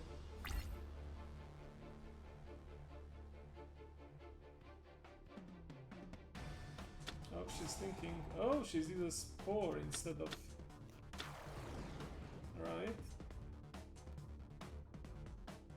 Oh, is that the... Rose Tentacles? Yeah. Yeah, that's an actual card she used.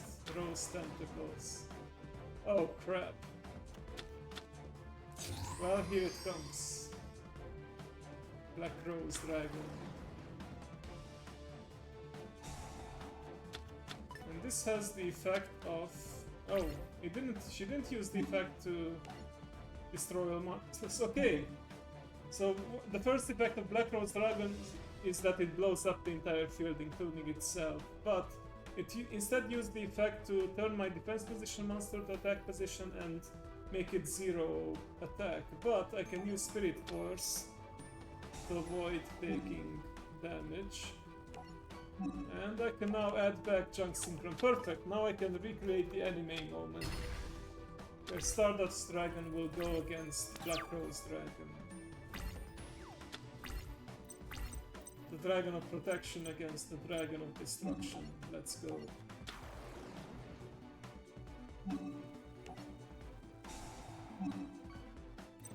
Okay, which one should I... Yeah, I guess I can bring back Speed Warrior and then I'll sacrifice it for Turret Warrior. But now the moment is finally upon us. Arise, Stardust Dragon.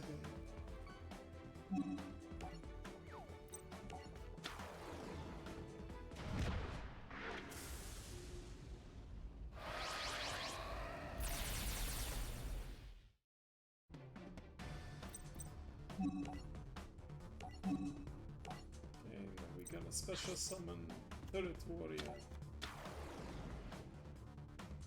It was actually a pretty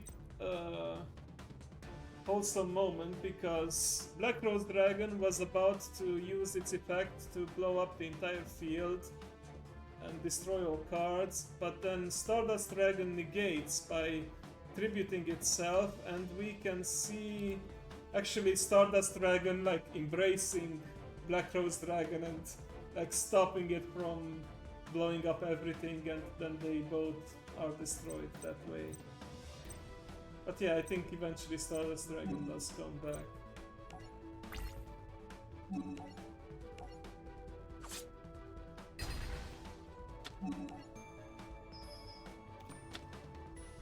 Oh, Wicked Rebirth. Okay. I see. No, I'm not gonna continue the attack. Alright, that's unfortunate. She managed to bring back Black Rose Dragon, but its effect is negated, so that's not too bad. And yeah, it's stronger than Turret Warrior, but we still have enough life points left. Alright.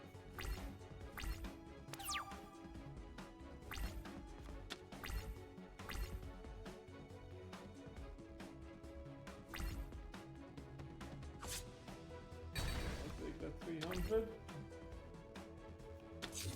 Okay, I'm still at a disadvantage, but I have the control of the field for now. What's going on?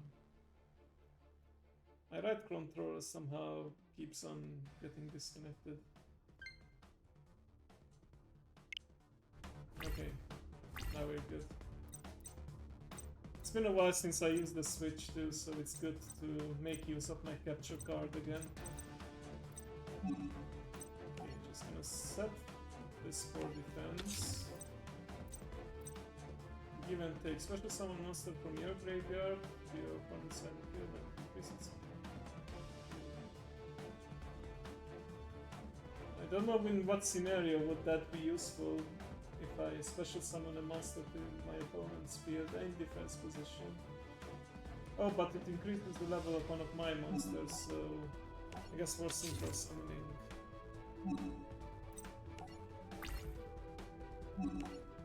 Okay, sorry, Black Rose Dragon. Oh, wow. Okay. Did not expect that. She's a fighter, isn't she? Oh. Okay. The bad news is that now she can take out Stardust Dragon, which is not what I wanted. Oh, Rose Tentacles again.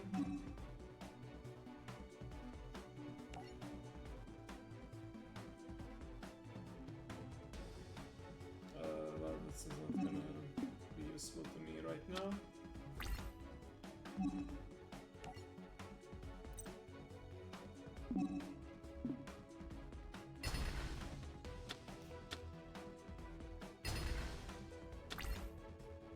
Fortunately, Stardust Dragon can only revive itself if it's tributed for its own effect, not if destroyed by battle, and I lose. Okay, you say last. Akiza remained under the control of the Arcadia movement, and the 5 Steiners never united, and the world was plunged into darkness, so yeah.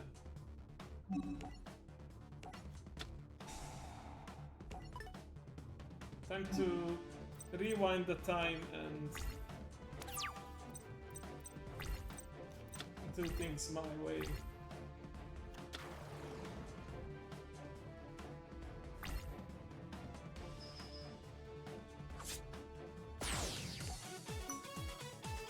Use Jump Synchro and Jump Red to Synchro Summon Stardust Dragon. I did that, it didn't help. Oh, but I got a new card. Oh, that's something. Okay. Let's try that again.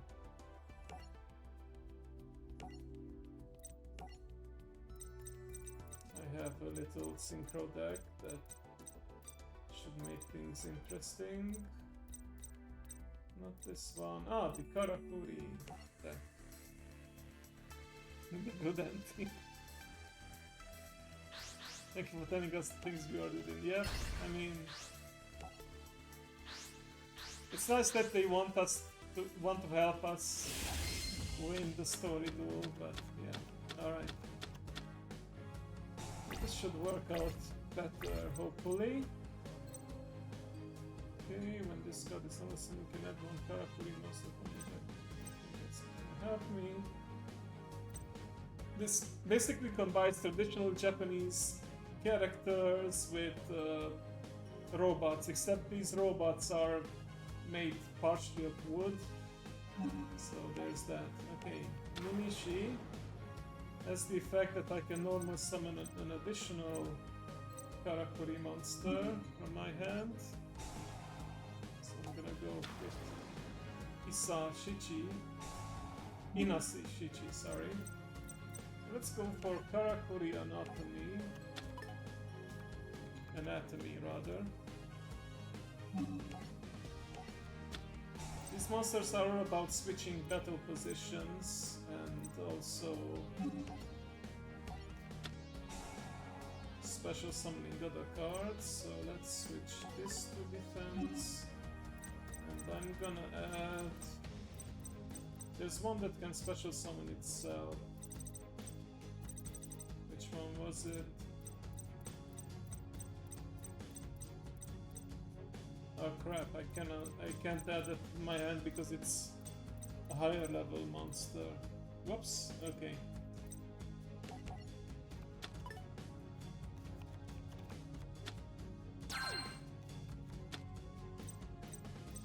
Well, I kinda messed up that one a bit. Okay, right. I'm just gonna end it here. It's okay, I can still do my combos later.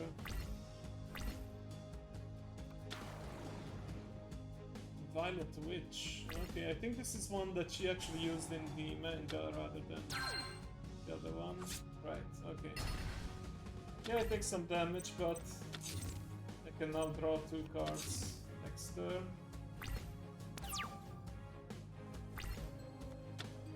I think the first synchro monster in the Karakuri family is level 7, right?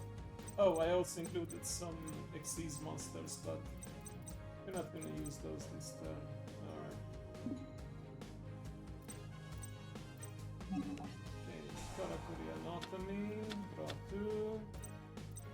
Perfect. Gamma Oil, I can use this to bring back Ninishi.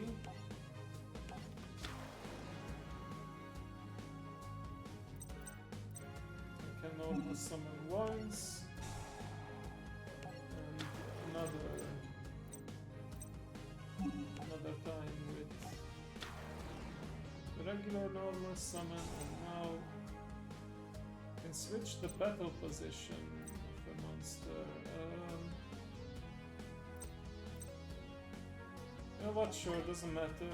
I'd rather keep it in attack position so they take more damage, and now I can start my synchro plays. I'm gonna go with Bray.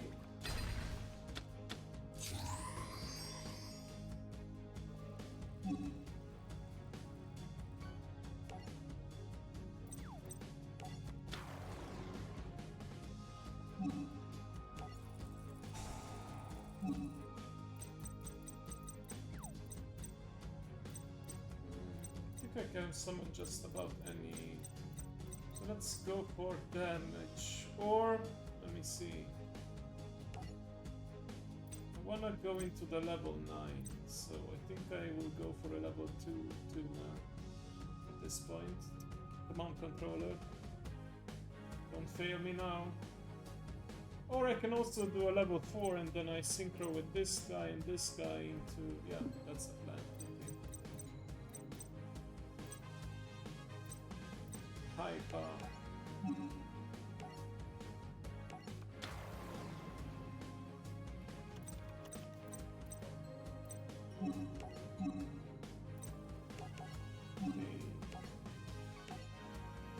Go into Super Shogun Brave.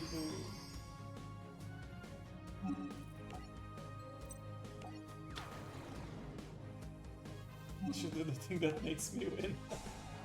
Sure. I'll do my best. Okay, this guy can banish a monster when the battle position is changed. Right, okay. Yeah, we'll go for this then. This guy has pretty high attack, so I'll go for this one.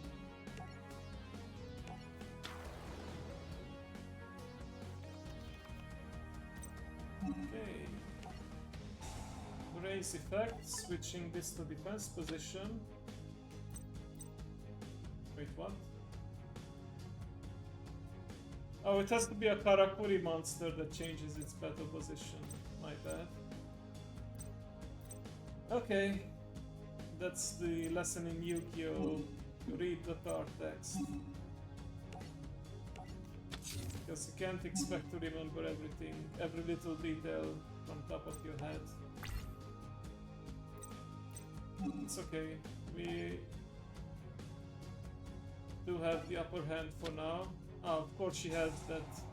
Oh, that's gonna be to her detriment because my battle position was just changed, so that means I can actually trigger the effects of my monsters. Great.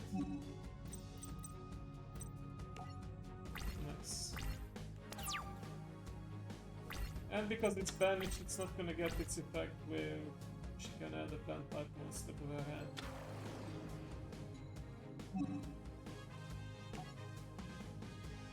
Hurricane cash in and one effect, change the battle position of negate effects. Yes, I will do that. Change the battle position of this one and negate the effects of that one. And now Shogun Burebo's effect goes up and I choose to banish their face down card. So that it's not gonna trouble me. Oh, and I think it's a good thing that I did because it destroys all attack position monsters. Oh, wow, good thing I did that. Anyway, sure, I could change the battle position normally too, but I'm just gonna do it like this. Burebo's effect banishes the monster. And we're just gonna ignore all the previous failings and go for the win.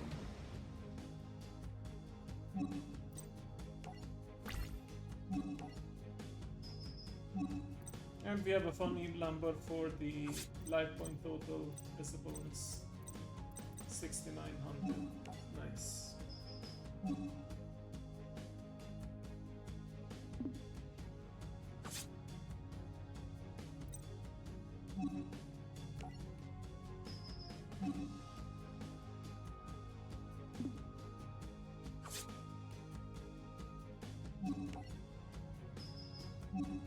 Come back to the light, Aki.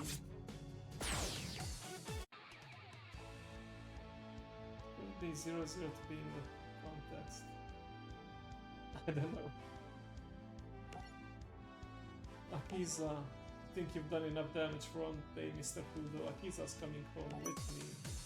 Oh man.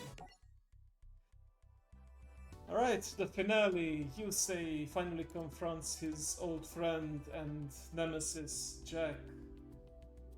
Let's see. After the duel with the Black Rose Witch, Yusei uncovered Goodwin's plans for the Crimson Dragon and confronted him. Time to talk. You forced me into this tournament, you threatened me, and you locked up my friends. I want to know the truth. I'm not dueling Jack until you tell me why you've done this. Are you tense, Yusei? It's because of this mark. He wants the Crimson Dragon's power, so he's trying to gather everyone who has a mark. Yeah, basically that was the pretext for the tournament. Yusei has a mark, Jack has a mark, the twins... Actually, only one of the twins has a mark at this point. Aki has a mark, and there is a mark that's being kept secret, but yeah. He got me here by lying to me, buttering me up and manipulating me. Oh, come on, you're making me sound so devious. Jack, you wanted to be the Turbo Duel champion. Yeah, but I wanted to earn that title. At this point, I'm starting to think that you've been rigging everything. Yeah, the reason why Jack betrayed Yusei is because he was approached by... I don't think he was approached by this guy directly, but he was told that he needs to bring Stardust Dragon and the Duel Runner to New Domino City, and he would then be made champion. He was actually called King for a while. He doesn't have it directly, but I mean, I'm gonna be jumping to the story anyway. He has the remains of his brother's arm preserved in a tank, and his brother's arm has the signer mark, the 5th mark that is needed. So yeah.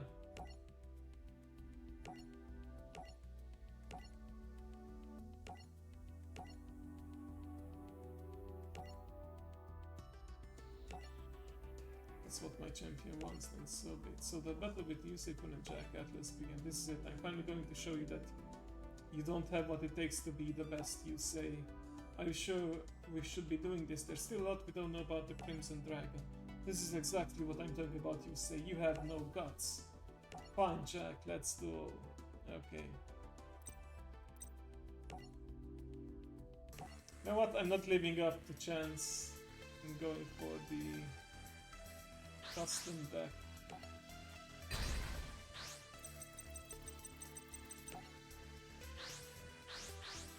So yeah, in this episode and during this duel, Jack summons Stardust Dragon, Jack summons Crimson Dragon, Red Dragon Archfiend, Yusei summons Stardust Dragon, and then the other signers marks also activate, and then the Crimson Dragon is fully summoned.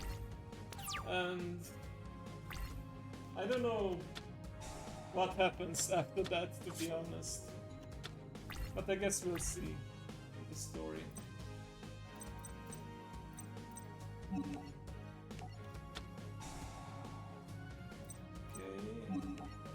Ninishi.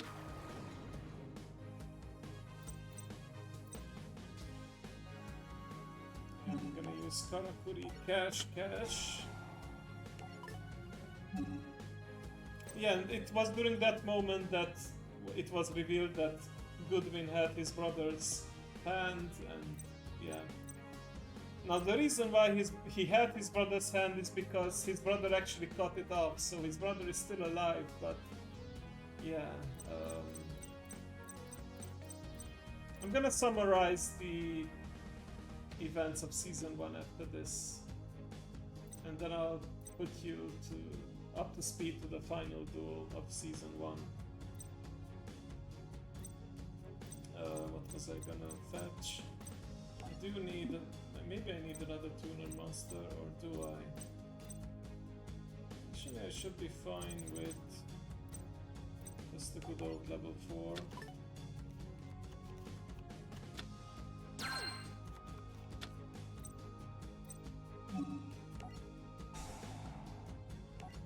Right.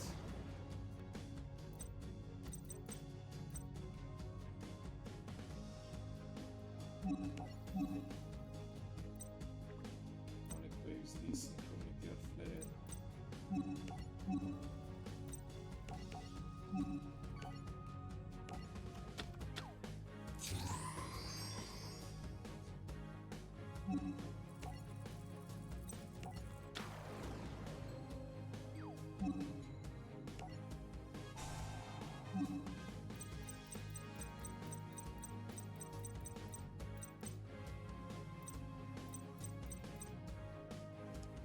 What should I pick here?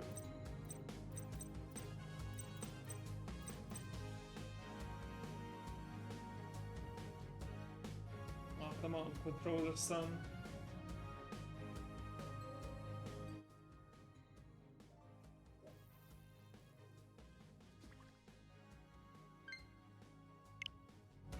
There we go. Okay, I guess I need to go for a level 2. I don't have a level 2 tuner, I think, so I'm gonna go with a... No, I do have one. Okay, that's good. Gonna go for this guy then.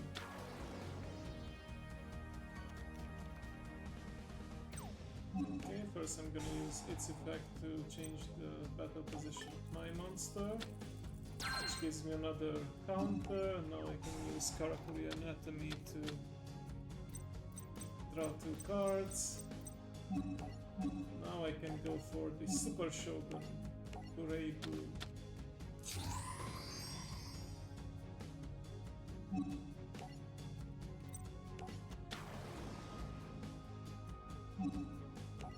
Kureibu can special summon another monster, which should be... doesn't actually matter, right?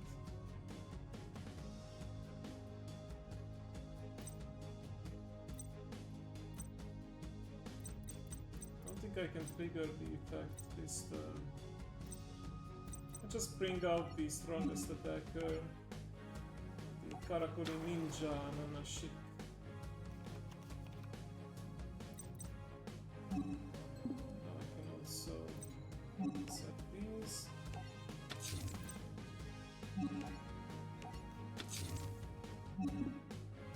I just remembered that Switch also has a tendency to crash the game sometimes, so I need to be quick so that the duel is decided before that happens.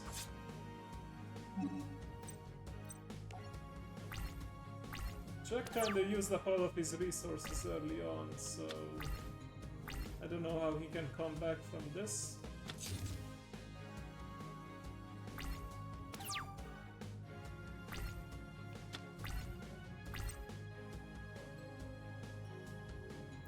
Okay, I'm just gonna say change its battle position. Banish that, and then I will also chain Karakuri Trick Else. Destroy another card. I'm gonna save the other later. Nice. Power Tuner and Crimson Fire. Gone.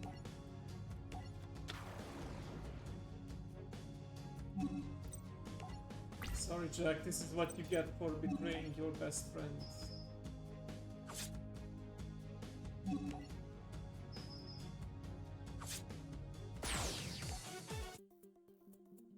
Due to the intensity of the duel, the Crimson Dragon was finally summoned forth.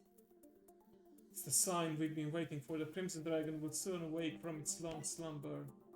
Just one question about all that. I thought we needed 5 signers, but we only have 4. The little girl, Akiza, Yusei and Jack. I know who the 5th signer is. You do? How exciting. Then that means we can unlock all of its powers. That's right, Lazar. Yeah, this guy is basically a... They never explain. Like, he looks like an elf. And he and his family all have these pointy ears, but... It's kind of like a jester figure. Let's see if we can harness the immense power Crimson summoning will create. After Crimson was established on Rexon, he revealed himself to be the final... Okay, this was actually a change in the dub. He wasn't the final signer. He had his brothers... His brother was the final signer and he held the arm of his brother. The vision of the other 4 signs of the future that they need to prevent. The vision was the new domicities and it could only be prevented by the ones who inherited the Crimson Dragon's power. During the vision, Yusei was able to defeat Jack and claim victory. Jack, are you okay? You beat me. I don't know how you did it, but you're the champ now. The vision is true. None of this matters because it looks like we all might lose. We're in danger. Both New Domino City and Satellite might be destroyed. We have to unite to stop it from happening. Immediately after the epic duel, Yusei was proclaimed as champion. Right, so after this, Goodwin actually gathers the different main characters and tells them about the so-called Dark Signers. So, Jack, Yusei, Aki, and this guy's brother, I don't know if they ever show her somewhere. Luna is a signer, and they are basically the chosen ones of the Crimson Dragon. And is the Crimson one of the 5 dragons? No, the 5D's are actually the 5 dragon servants of the Crimson Dragon. So Stardust Dragon, Red Dragon Archfiend, Black Rose Dragon, Ancient Fairy Dragon, and the 5th dragon kind of changed over the 2 seasons, but initially it was a dragon named Livestream Dragon, and Livestream Dragon was changed for Black Winged Dragon at some point. But yeah, that's where the 5Ds come from. It's the 5 dragons that were servants of the Crimson Dragon. And the Crimson Dragon and its minions battled the King of the Underworld and its Earthbound gods in ancient times. And the Earthbound gods were sealed away in the Nazca lines. You know those Nazca, those are actual things. They are lines that are found in Central and South America, I think. Maybe South America, I don't know where exactly, but if you look up Nazca lines, Nazca, different creatures are depicted in that. And so yeah, the Earthbound gods and the King of the Underworld were sealed away, but and yeah, the signers remained basically people would keep on inheriting the marks of the Crimson Dragon, the head, the tail, the left claw, right claw, and don't remember, I think it's wings. Yeah, it was another mark. And later on, there was the sixth one, the heart, but that's another matter. The Nazca Desert in southern Peru. There we go. As far as slumbering card game, yeah. So yeah, fast forward a couple of years later, in New Domino City, Yusei's father was a brilliant scientist, and he discovered some kind of energy source, but the problem is that somehow unleashed one of the Earthbound gods, and the Earthbound gods corrupted one of his assistants, what's this called? Roman Goodwin, this guy. This is Rex Goodwin's younger brother, Roman Goodwin, and he basically rigged the reactor, and that caused a huge explosion, and that was basically what created the satellite district, because there's New Domino City, there's a huge rift where the explosion happened, and the poor district called Satellite. And the thing is, Roman, he was also a chosen signer, so when he was possessed by the Earthbound god, he was basically battling there were two entities battling in him, and he couldn't bear it, so he cut off the arm that had the mark of the Crimson Dragon, and he chose the path of darkness. A logical decision, of course, yeah, I know. And before he became completely insane, he gave the arm to Roman Goodwin to preserve for later. And yeah, there you go.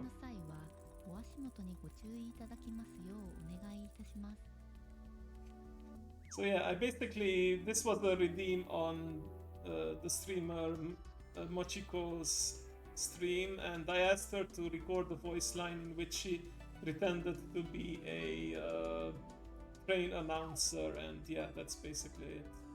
Oh look, he also got Raven's knitting kit, nice. And yeah, I used that voice file for the fishing catch. Alright. So yeah, Roman Goodwin, he basically hatched up this complicated plan to gather all the signers by luring Jack to New Domino City. With that, he would lure Yusei there. Then he would organize the tournament to gather the remaining signers. And yeah, his master plan was to have all the different signers in one place, and then give them the mission to take out the Dark Signers, which were servants of the King of the Underworld and his Earthbound gods. Each of these so-called Dark Signers would have a Earthbound god as a servant. And of course, there were 5 protagonists, 5 Dark Signers, and they would be taken down one by one. I don't have the time to go into all the details. These two are not that important. This guy, he was in the Fortune Cup tournament, and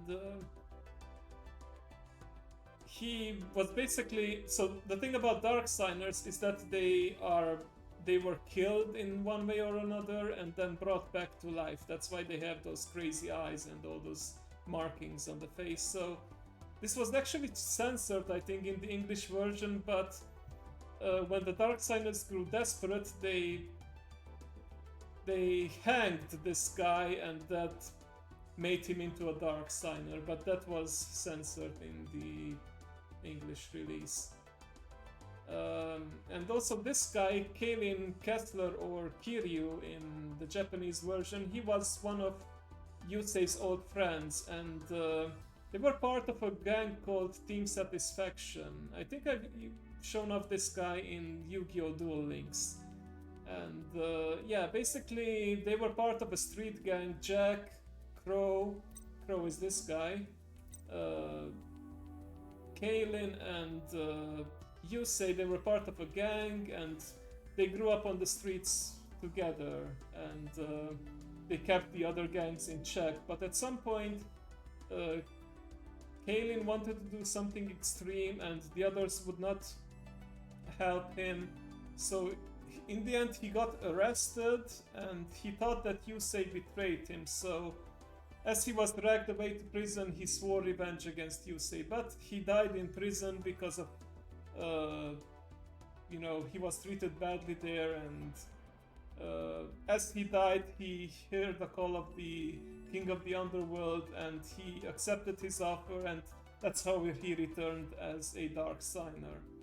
And Yusei was eventually forced to defeat him, and of course these duels were actual duels of darkness, so the loser would lose their life.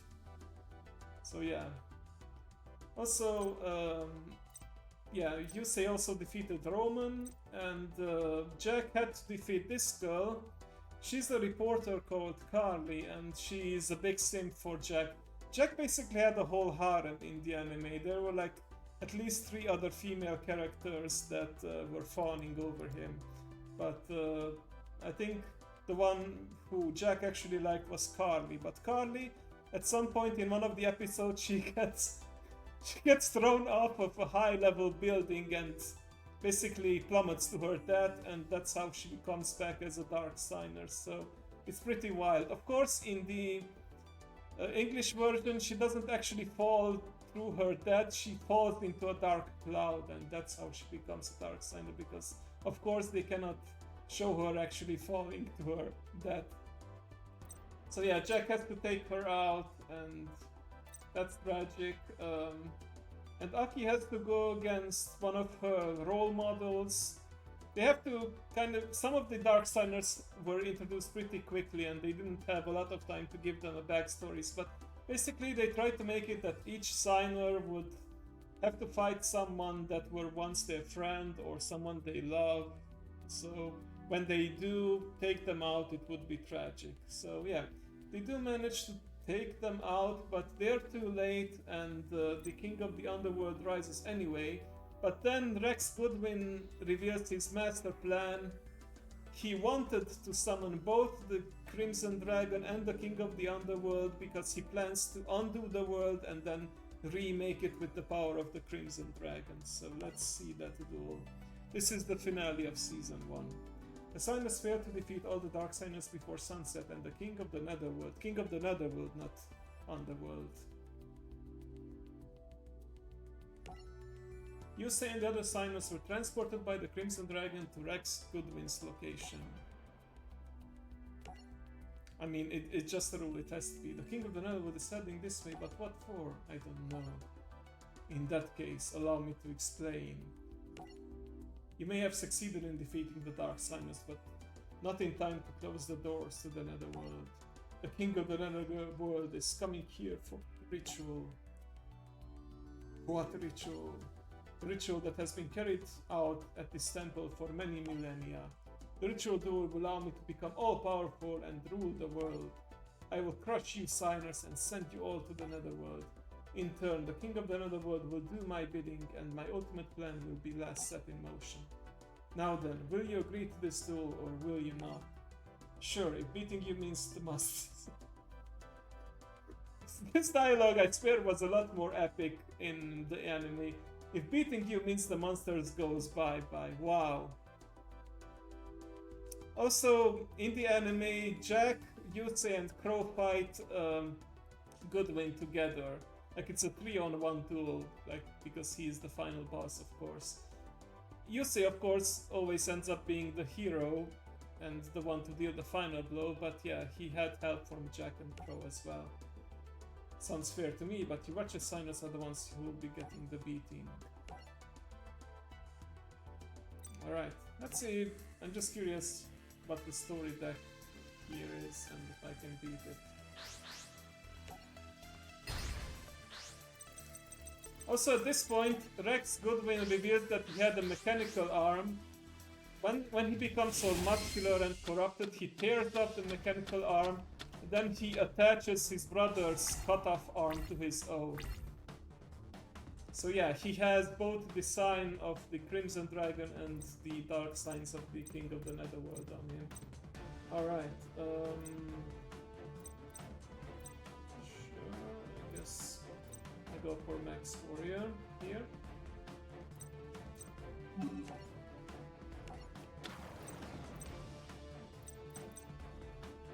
But of course, he has later a change of heart, and then he and his brother's spirit actually help defeat the King of the Netherworld.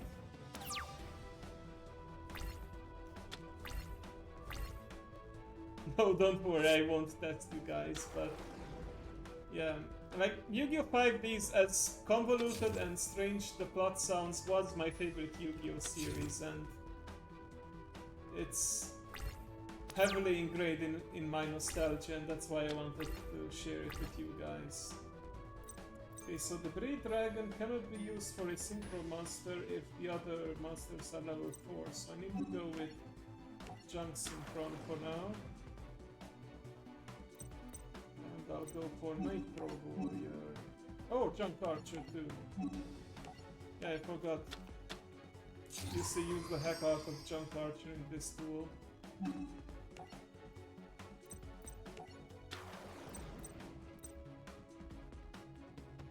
Control a Synchro monster, target one monster. Yeah, you know what? I'm gonna do that because Junk Archer can remove a monster temporarily, but with Synchro Blast Wave I can just get rid of it right now. Oh, so you also saw the enemy. Nice. Actually saw it. Yeah, I remember that once I learned that they are censoring a lot of the content when they dub it over. I couldn't have watched Yu-Gi-Oh! GX Season 4 without the Japanese version. So Yu-Gi-Oh! 5D's, I first saw it fully subbed. So they didn't censor any of the hardcore stuff like a guy getting hanged or a girl getting tossed off from a high-rise building or Yusei getting impaled in his bike accident.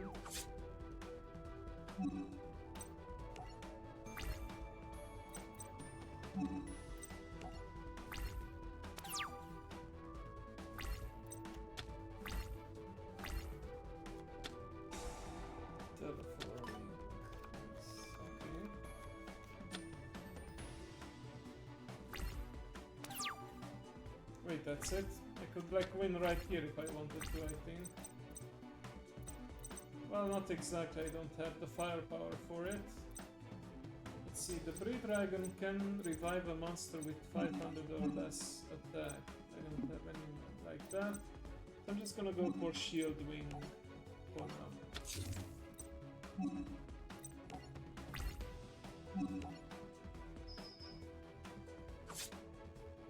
No, I'm Goodwin. Give me an actual fight here. This is embarrassing. You're supposed to be the final boss of Season 1. Injure me with some guards instead of guns for this. Yeah! Exactly. They did that kind of stuff. Oh, okay. Here I thought he was actually gonna bring out... He did have a... So a lot of cards from Rex Goodwin are based on Inca legends or Aztec legends. So he had like the Sun Dragon Inti and Moon Dragon Quila, which are actually based on actual Inca deities. Inti and Mama Quila. Yeah, I think those are the chief deities in Incan mythology. Right, tuning.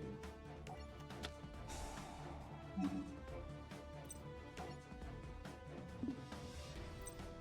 mean, maybe I should go for Stardust Dragon, so let's see if I can do that.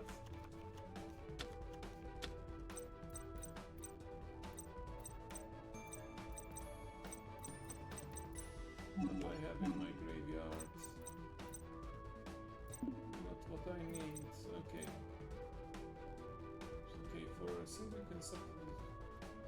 Ah, wait, I thought quick draw synchron can change its level, but it cannot, actually.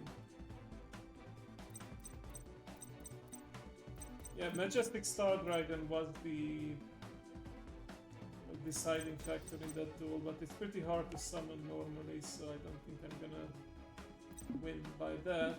But I can now show off the effect of Junk Archer.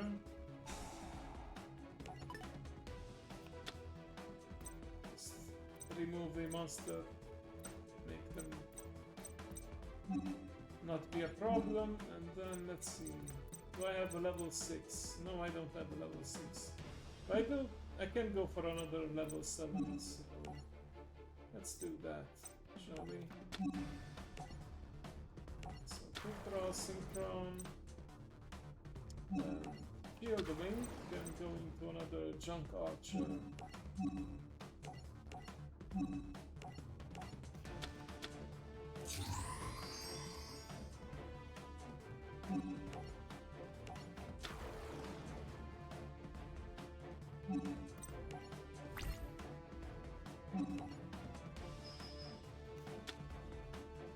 Oh, apparently my opponent declared. Oh, okay. Wow, we actually got to use that. Okay.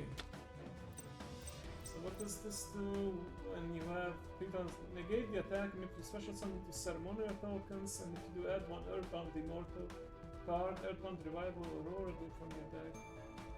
Okay. Cannot be tribute separate to be stupid. Okay. So I should take out one of these before he summons his Earthbound Immortal. He had the like all of the Earthbound Immortals or Earthbound Gods in the Japanese version were called like they had these really weird names. Kokapak Apu and Wirako Karaska. Yeah. It had, I mean, of course, Incan mythology. Okay, looks like I can't prevent them after all from summoning. Oh! He did not summon his Earthbound Immortal. Interesting choice. What's his plan here, exactly? He just left a monster with 0 attack there. I'm sensing the traps, so I'm gonna use Junk Archer's effect to remove these threats. And it's not a hard once per turn, so I can just use it whenever. Maybe we'll end this game without even using Stardust Dragon. We're just gonna go for good old Junk Warrior.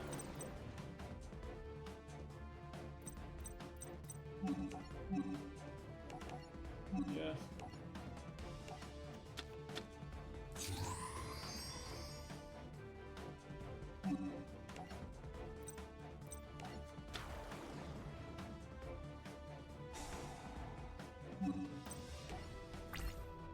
Alright, good win. Still have a trick up your sleeve. Oh! Me and my big mount. Okay. He does in fact have a trick up his sleeve. Okay. Managed to actually drag this out a little longer. I'm gonna set my second Scrap Iron Scarecrow, be safe. Ah, of course, Junk Archers will return the monsters at the end of the turn.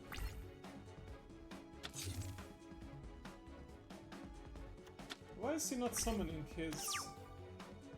I don't get it. Oh, I know why he cannot summon it, because he needs a face-up field spell. Otherwise, the Earthbound Immortals, they die immediately unless there's a field spell. But why is that field spell face down, and why is he not flipping it up? I'm confused here, but whatever. Yeah, I'm gonna use one of the Junk Archers here and remove Garbage Lord, because that's what it is, garbage. Maybe I can actually win this game.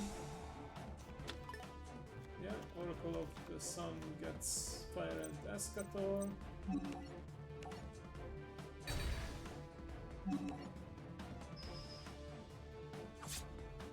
That's that. After the battle with Rex Goodwin, the Signers summoned the Crimson Dragon and destroyed the King of the Netherworld. Yusei awoke in a strange location. Where am I? Goodwin, is that really you? Not just me. Hello, brother. I'm happy to see you again. It feels as though it's been an eternity. Indeed. Where are we? In between the light and the darkness. A place of peace. And it's all thanks to you. The bonds we form really are all that matters in life. You say, take care. Now, if you'll excuse us, my brother and I have some catching up to do. So yeah, they move on to the afterlife, and all the other Dark Signers get brought back to life as a reward. And yeah. Oh yeah, they bring up a French girl. In the dub, she actually had a French accent, but yeah. Basically, they don't even show all the relevant duels here, but 3 new bad guys arrive, and they try to unleash machines on the city, but yeah, there's also a bunch of filler. Yeah, they don't even include the filler plots here. But yeah, there's eventually another tournament where the plan is to...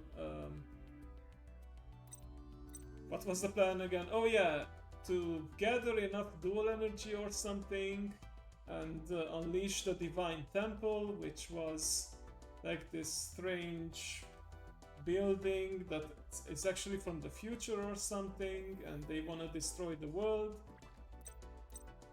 But yeah, there's of course there's teams in this tournament. So we have Team Unicorn here.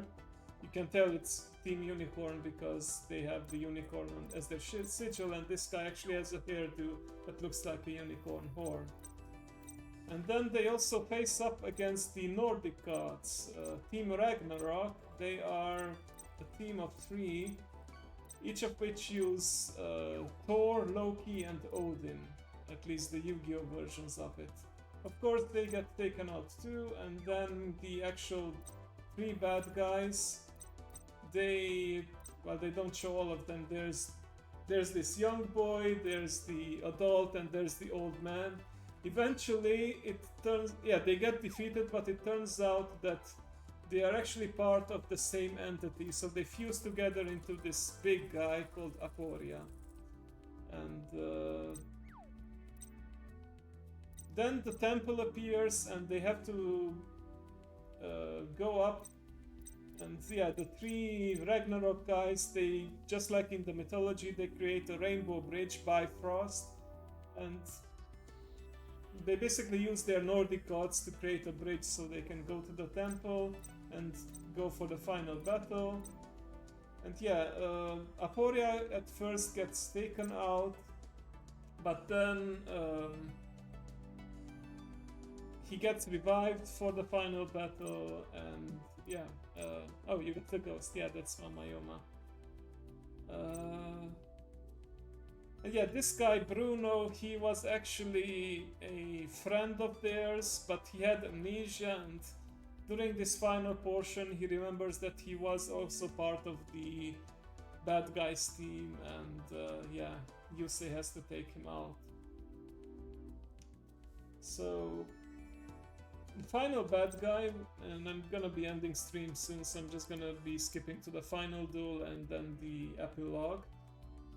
It's against this guy called Zone, and I really don't like what they've done with this guy, because so he's from the future. He has seen the apocalypse and blah blah blah. He wants to destroy the current. He traveled back in time and wants to destroy the world so that the apocalyptic future doesn't happen, because he feels like it's a mercy to just destroy the world as it is now rather than get to the future. And it is revealed that he has the face of Yusei, but rather than keeping it that it's Yusei from the future, it later turns out that he is just a guy who stole Yusei's face and personality because he thought that by adopting Yusei's way of thinking, he can save the future.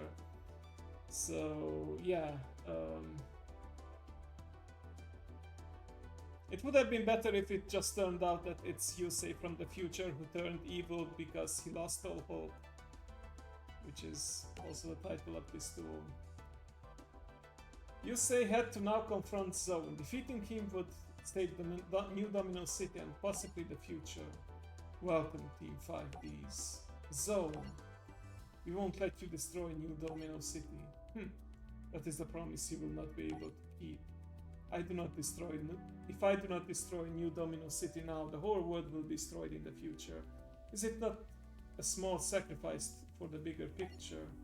Any future that requires even a single sacrifice is not a future worth living in. Yusei, take this. Red Dragon Archfiend.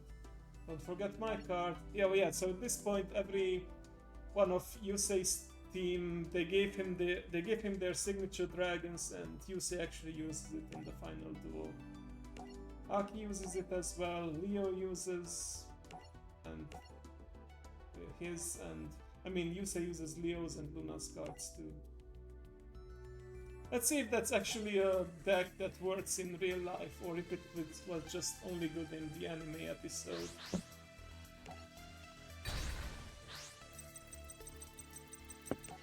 Oh, and just to make it completely ridiculous, at this point Yusei, the Crimson Dragon somehow blesses his motorcycle and he's now able to fly with his motorcycle, so wrap your head around that. Imagine that right now they are dueling in the sky. Zone, he's a machine, so he can float normally, of course, but Yusei is basically flying with a motorcycle that has energy wings, so yeah. Okay, let's go.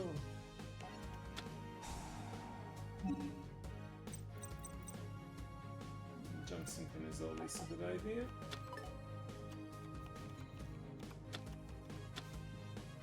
Yeah, of course, it's normal in the Yu-Gi-Oh world. Clear effect.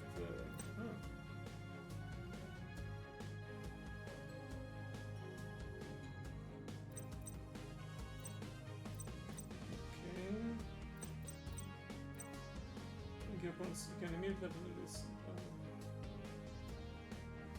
Okay, yeah, I need to let one of my monsters get destroyed, and then I'll bring it back with Johnson Crown.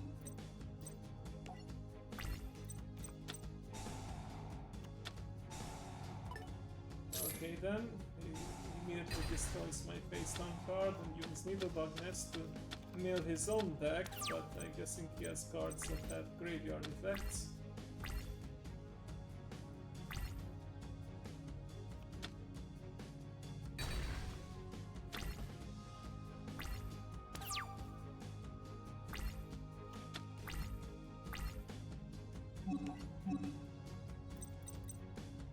Empty Machine, Infinite Light. Oh yeah, he has the so-called Time Lord cards, which are all based on Archangels. Or rather... I don't know, I know that Gabriel, Raphael and Michael are the canon Archangels from the Bible, but there may be more. But I don't know if they took it from the Bible or some other source, but yeah, there are, I think, 7 Time Lords that are Archangel based in his deck. Okay. Right. I was gonna use Junk Synchron to bring back Clear Effector.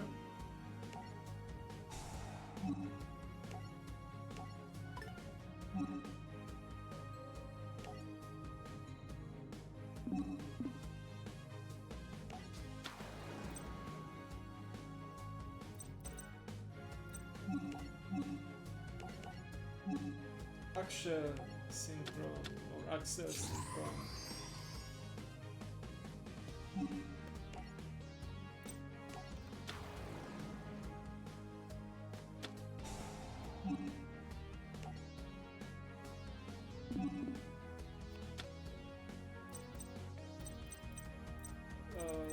don't know what I accomplished with that actually. Oh. Right, I can send a...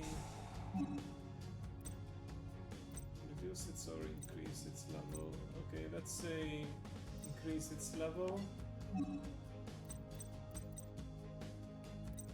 And we send... yeah, I know I probably screwed that up. Guess I'll get another... Oh, I sent junk synchro to the graveyard.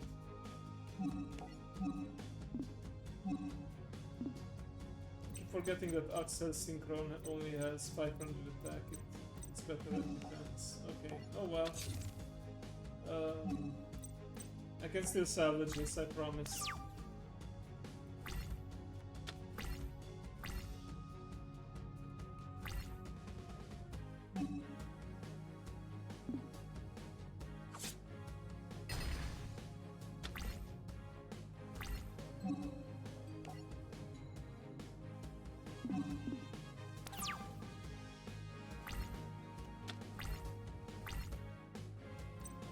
So I'm gonna use Synchron Explorer to bring back...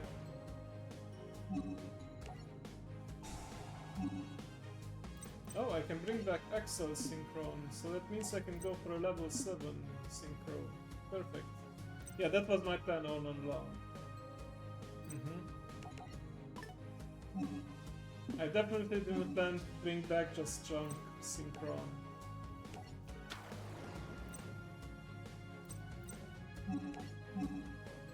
Okay, now I can go for one of several level 7 monsters, and yeah, these are... So this is Luna's Sino Dragon, this is Aki's Sino Dragon, and this is Leo's Sino Dragon.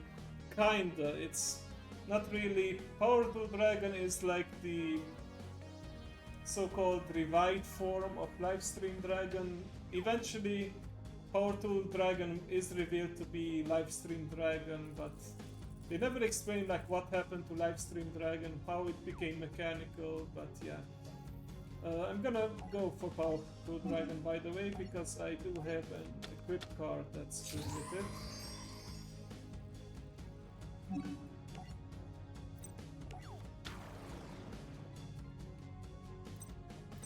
And this one.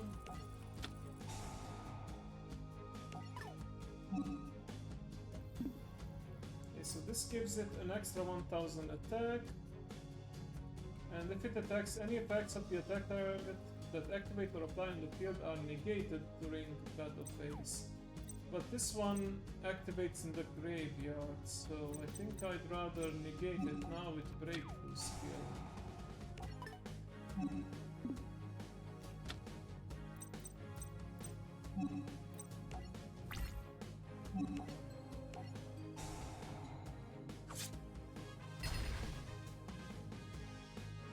Oh god, I thought it...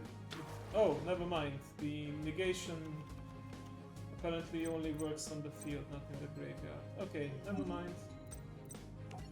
He gets his angels. Fun fact, I believe Fairy, like the monster type is called Fairy in English, but in Japanese it's actually Angel, pretty sure. Oh, okay. Yeah, so Powerful Dragon can save itself by destroying an equipped card, but unfortunately it has a Time Lord, which cannot be destroyed by battle, and it has an annoying effect where it bounces back monsters. Okay, the right controller is disobeying me again. Let me reset it.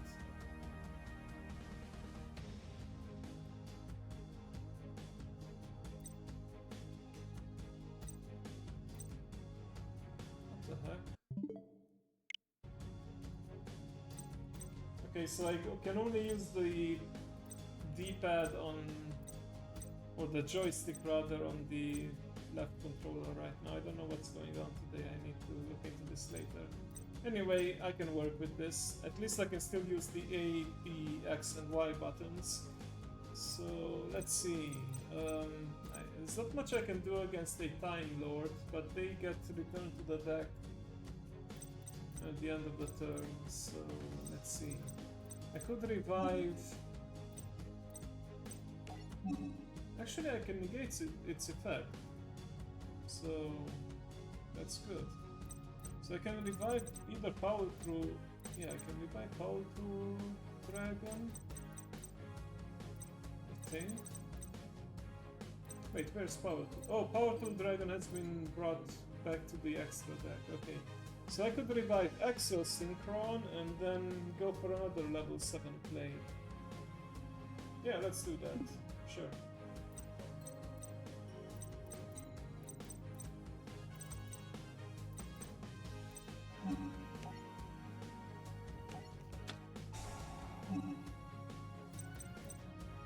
Yeah, have to defeat time itself. No big deal.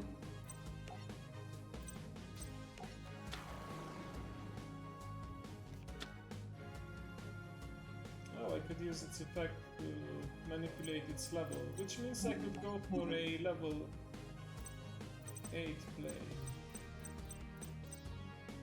Right, yeah, let's go for a level 8, sure. So I want to increase its level. I need to send the level 1 monster Turbo Synchron. There we go.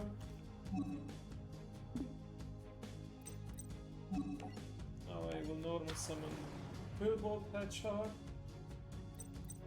And it's time to go for... We haven't seen this guy in action yet.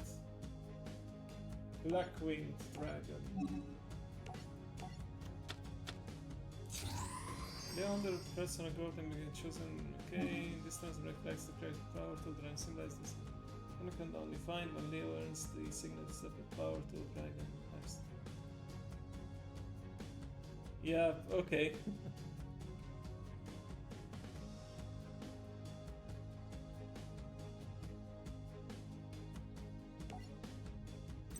Oh, sorry to hear that. Oh yeah, it has lasted quite a few years, so I'm happy about that.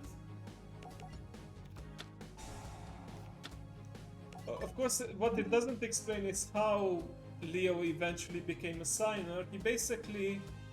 I mean, yeah, he technically dies during that duel. And his sister is about to die as well, but then the Crimson Dragon revives him and gives him the heart mark. And from then on, yeah, he basically comes back, he cheats. He comes back with like 100 life points or something. And yeah, then Power 2 Dragon becomes Livestream Dragon in that duel, and it was a 3 versus 1 duel.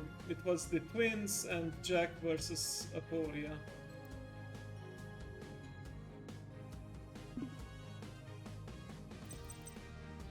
But yeah, it was basically the love of the love of his sister and friendship and the magical dragon that brought him back to life. Yes. So because we negated the effect of the Time Lord, we were able to destroy it in battle. Problem with these Time Lords is that they can just be summoned without tribute, so yeah. That's unfortunate. So Sadion can... Okay, if your life points is less than 40, it becomes 4,000. Right, okay. It's not your time, you still have much work to do, basically, yes. Okay, so what can we do next? Right, shooting Quasar Dragon was basically the ultimate monster in Yusei's arsenal, and I don't think we can pull it off here, but it was basically synchro summoned with Stardust Dragon, Livestream Dragon, manipulating his level of course, Red Dragon Archfiend, so it was like the ultimate combination of the Signer Dragons. So let's see, I could go for another level 8 because... Wait a sec, do I have a non-tuner in the graveyard? That's... I mean, I'm gonna use this anyway because I want to negate the effect of Sadion.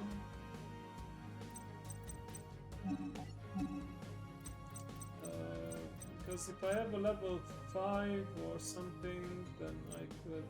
No, I don't have a non-Q, unfortunately.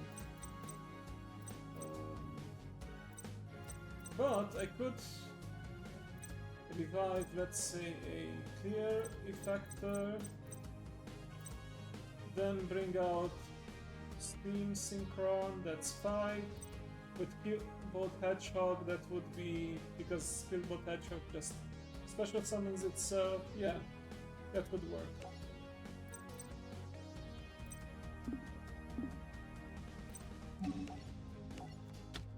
Okay, Monster Reborn.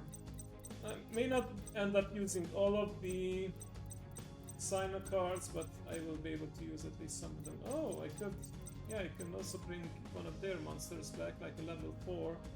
But let me see, if I do the math, that's not gonna help me. If I bring back a level 4 monster. I could also bring back their monster apparently, but I'm not gonna do that right now. I'm just gonna bring back Clear Effector because it's one of the better synchro materials.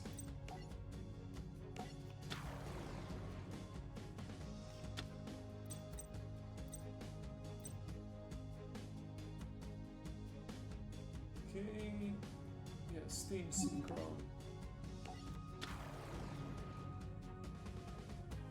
Then Gold Hedgehog.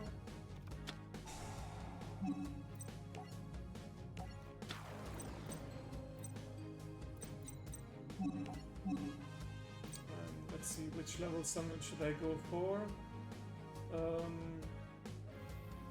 Maybe Powerful Dragon for revenge, or let's go with Ancient Fairy Dragon. We've never had a chance to shine so far.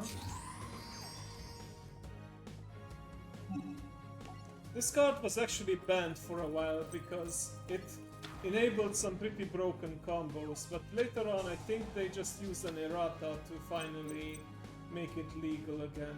Okay, you can special summon level 4 or... but you cannot conduct your battle phase. Okay, I'm not gonna do that then. I'll just attack normally.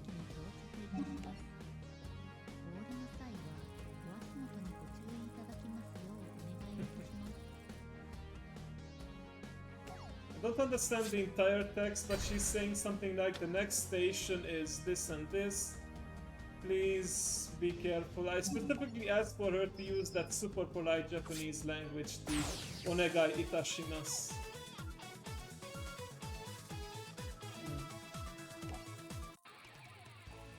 The Crimson Dragon transported all of Yusei's friends to safety, leaving Zone and Yusei alone. Oh yeah, like, Zone may not have been my favorite final villain, but he did do something cool at the end. Impossible, I lost. Was I wrong? Zone, you were simply misguided. You believe that the future cannot be changed. I believe that the future is something we have yet to create. I believe that the people of New Domino City will not let your future come to pass. It is why I will stop the Divine Temple from crashing into my city, even if it costs me my life. Oh yeah, so the Divine Temple was slowly crashing into the city, so even if Yusei won, it would have been the end of it. So Yusei tried to sacrifice himself, but Yusei entered the Divine Temple's energy reactor. It's been real. Goodbye. No, I cannot allow someone as noble as you to perish from this world. The Divine Temple vanished from New Dem. It seemed as if Yusei vanished along with it. Yeah, Zone does the 180 at the end and pushes Yusei out of the way, and he's the one who sacrifices himself and stops the Divine Temple.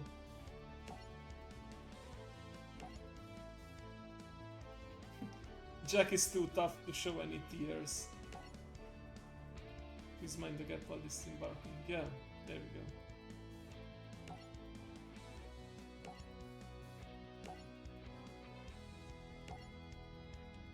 Zone must have used the rest of his strength to save me. Thank you, Zone. Chalk up one more victory for Team 5D's. You saved the world again. I mean, you say did, but sure. You guys gave him your cards, so I guess that counts.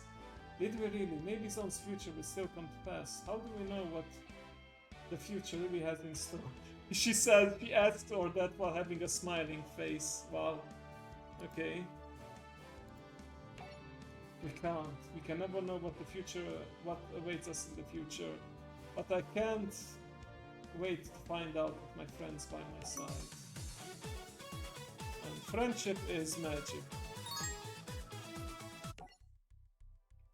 Alright, and this was actually added as a later duel in an update, but of course the final duel of each Yu-Gi-Oh series has to be between friends somehow. Yu-Gi-Oh was of course between Yugi and the Pharaoh, but that had bigger stakes because Yugi had to say goodbye to his friend and the Pharaoh had to move on to the afterlife. In Yu-Gi-Oh GX, Jaden had lost the joy for dueling and he was all jaded and serious and sad, so Yugi basically made him duel against his past self to regain the joy of dueling, so it was also a way to pit the second protagonist against the first protagonist to see which one is stronger. And of course, they didn't literally show the end of it, but it's implied that Jaden actually lost the duel, but he regained the joy. Now, 5D's was... the last duel here was a bit lame compared to the rest. It was just Jack against Yusei again, but it still had a pretty wholesome ending, so let's witness that. With the help of his friends, Yusei stopped the Divine Temple from crashing into New Domino City. 6 months later, Yusei created Fortune, a computer program designed to control NRD safely. Yeah, NRD is that power source that his father found, and yeah, the reactor then exploded. Meanwhile, Lazar was sworn in as the new mayor of New Domino City. As the new and first ever mayor of this fine city, my first order is to return the city to its people by having a government run by elected officials. Wait, who was running the show before that? I don't think they ever shown that. Oh, Lazar is the mayor, that's crazy, but then again, if I can join sector security, anything can happen. Yeah, this time skip was a bit confusing because in just 6 months, apparently, this guy became a police officer, so that means, like, he spent what, 5 months in the police academy? Yeah, NRD, I know how that sounds. Congratulations, Professor Fudo. Please don't call me Professor, that's my father, not me. Ah, oh please, Mr. was my father's name. Just call me this. That typical line. No need to feel embarrassed, you far exceeded your father's expectations. Your fortune program will supply New Domino City with unlimited energy. So New Domino City will be the hub that connects cities around the world. Yeah, the future is looking up now that the future zone predicted won't come to pass, but I can't take all the credit. My friends and I did it together as a team. Yes, of course. Always thinking about your team. Yeah, one of the things that Yu-Gi-Oh! 5D's really did well is that it wasn't, they really, even though it wasn't shown in the final duel, the other protagonists mattered, the other main characters mattered as well. It was a team always, not just Yusei, even if Yusei was the strongest of them all. Now that you've completed your program, you should take some time for yourself, breathe the air, travel the world, decide what you want to do from now on. But to be honest, I hope you'll stay in New Domino City, but the decision is yours. I'll see you later, Yusei. Hey Yusei, long time no see. Too busy to see your pal? Sorry, I took longer than I expected to finish my program. But you did, right? Nice, Yusei. Thanks. How are things with you? Trudge has me patrolling the streets night and day. I don't remember the last time I got more than an hour of sleep. But hey, can't complain. Who would have thought I'd ever be a cop, right? This city sure has changed. Wow, if he has to patrol so much that he only gets 1 hour of sleep, then I guess the city is not as safe as people might think. No, we changed together as a team. You're right. Team 5D's forever. Unlimited. Oh yeah, like unlimited power, but it's unlimited energy. Speaking of 5Ds, why don't we all get together this weekend? It's been more than a while. Oh yeah, Aki became a doctor, I believe. That's a great idea. I'm sure everyone will show up, except for one guy who's kinda hard to get in touch with. Yeah, Jack. You still haven't heard from him. Nope, I wonder where he's at. I'll give him a buzz, but don't keep your hopes up. Oh yeah, Jack is just going around, he's trying to be the champion again, so he just goes around beating the best duelists.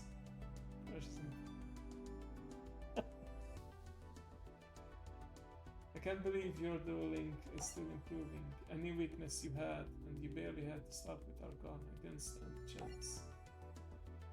Oh yeah, Kaelin is here as well. Your skills have reached a new level, but by the look on your face, you're not satisfied, aren't you? No, I won't be satisfied until I defeat a certain someone. Yeah, like I said, like Vegeta. Vegeta, he wasn't satisfied until he knew he was better than Goku, so yeah. Vegeta Atlas might as well be his name. When you say hi, miss me? Didn't have the budget to draw them in their futuristic outfits like Akiza is supposed to have a doctor's outfit here, but anyway. Oh, am I the last one here? Crow, you're way late, so late that we already finished partying and we're about to go home. Whoa, too late. He's joking. We haven't even started yet. Ah, those rascals. It's nice to keep New Domino City and just keeping you safe and everything, but, well, forgot about me. What's up with you, Akiza? What are you doing after you graduate? Because I know you should hit the pro leagues. With your skill, anything would be lucky to have you. Don't choose my career path for me. Maybe I don't want to turn pro. Oh, something stuck a nerve. People are always telling me what I should do, like I don't have a choice in the matter. Oh, you all wanna take it down a few degrees? Because you and I have some news to tell you. Our mom and dad sent us a message today, saying that we should all live together again. That's great news. So why are you down in the dumps? Because we'll have to leave New Domino City. Ah, yeah, the tragic ending where the friends have to part ways and go into different places. I haven't decided yet if we're gonna move or not, but we're wondering what we should do. Because we love you guys, we don't want to leave New Domino City. I'm so confused. Crow, Akiza, just like with Leo and Luna, I can tell you're wondering what you should do with your lives. Why else would you get so upset over innocent questions? Crow, I know you received an offer from the top pro league overseas. You do? And Akiza, you've been accepted to study abroad at one of the best medical schools in the world. Is UC a spy? Your parents told me. Oh, they have parents! Holy shit. We haven't seen a single parent so far in the Yu-Gi-Oh series.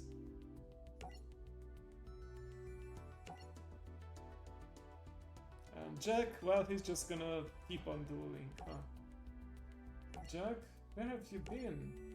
Training. Training for what? I received an invitation from Ride Ace, the world's greatest duel league, so I'm leaving New Domino City because I don't want to just be king of a city, but king of the world. You're never gonna stop trying to be king, are you? Of course not. Wouldn't you want to test your skills against the world? You say, I know they sent an invitation. You an invitation too. Yeah, they did. Of course they did. I'd be nuts if you didn't get an invite from every dual league in every nation. You say, what are you going to do? I'm not sure. I was so focusing on my fortune program that I thought of nothing else. Now that it's finished, you might not know what to do, but I do. We accomplished everything we could as a team, so now I'm going to create my own legacy. I will defeat everyone who stands in my way, even Team 5D's. Oh shit. Jeez, thanks. Jack, let's duel. You want to duel me? Whenever I'm not sure what to do, dueling always clears my mind. Of course, dueling is the answer to everything in this world. Not a revenge if the parents are there. Stop it, yeah, true. Very well, because if I want to take on the world, I must be good enough to defeat you first. Jack, can you believe that this is our first ever duel since the Fortune Cup? We've been dueling side by side for so long that I almost forgotten that we've dueled against each other. Same here, but dueling with you instead of against you were some of my most favorite days. Yes, but we can't live in the past. I've yearned to duel you again, and now it is time. That's right, so let's give it our all. You don't need to tell me twice. Alright.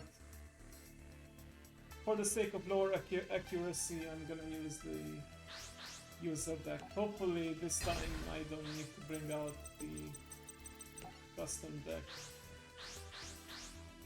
Plus, I want to raise Bust. Cool, yeah.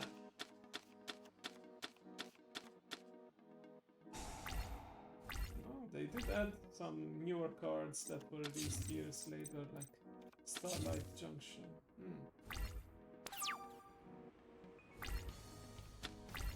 This is actually based on a highway junction in the anime. Nice artwork. Oof, okay.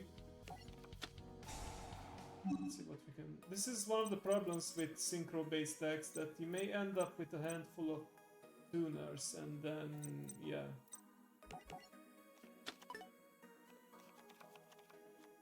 You may not be able to synchro summon because you need non-tuners as well. But with Turbo Synchron, I can technically summon out another monster. I'll just have to take a bit of damage.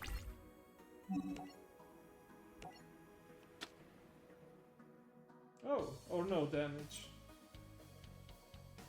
And you take battle damage. Oh, wow. Big brain move from Jack. He predicted that I would summon this monster, so he had a monster that had exactly enough defense so that it would survive but not deal damage to me, so that I can't actually summon a monster. Alright, Jack. I give you that. Okay, you can tribute one tuner monster, special summon one synchro monster from your deck with a different level.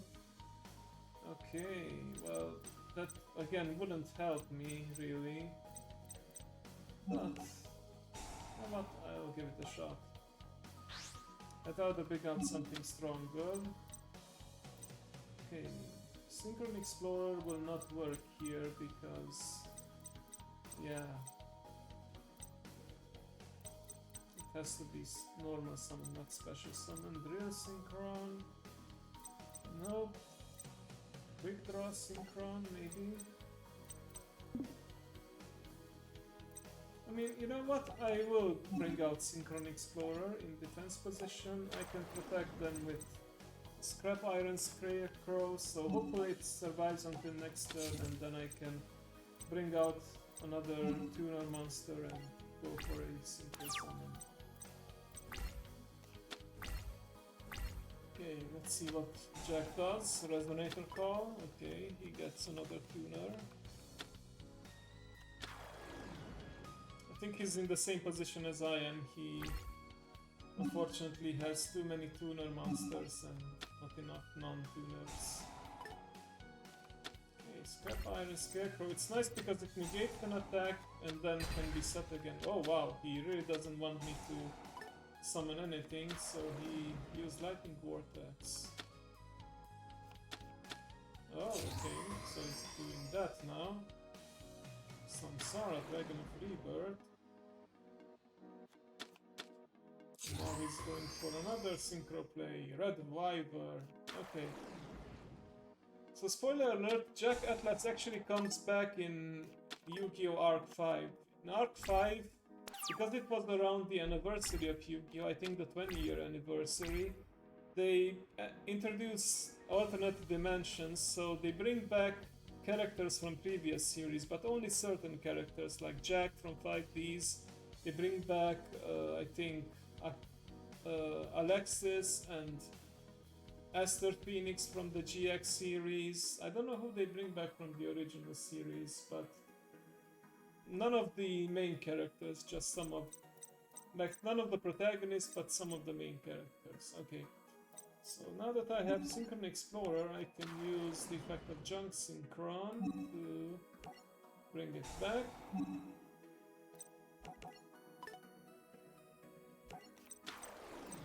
Sonic Warrior, yep, that's not gonna work here.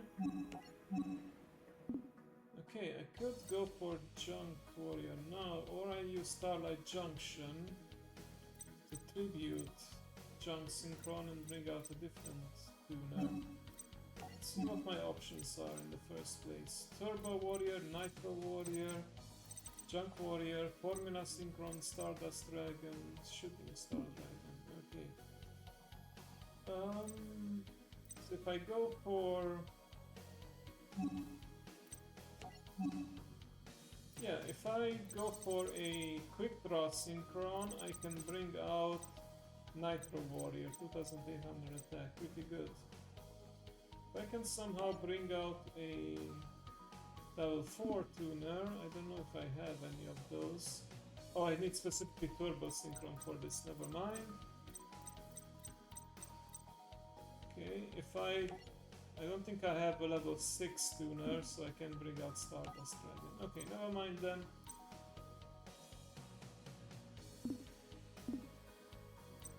Okay. In that case, I think the logical step here would be to tribute Junk Synchron for Quick Draw Synchron. I put it in defense just in case I can't Synchro Summon for whatever reason, but I can. Because Quick Draw can actually substitute itself for another Synchron monster, so it counts as Nitro Synchron. Here.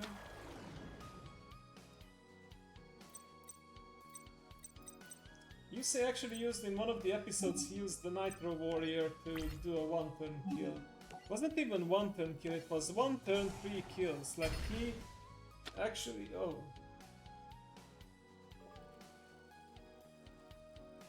Oh, I didn't read this guy's effect. Anyway, I was saying that he used Nitro Warrior to take out 3 players at once, and he did that just to impress and get into a gang, but yeah. Like that was his, I think, his most impressive feat, and it wasn't even an important duel, it was just meh. Oh no, I'm not gonna use Scrap Iron Scarecrow for this. Use it for this instead.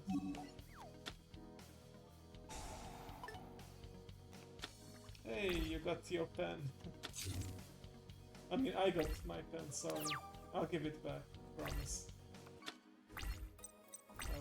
I'm always looking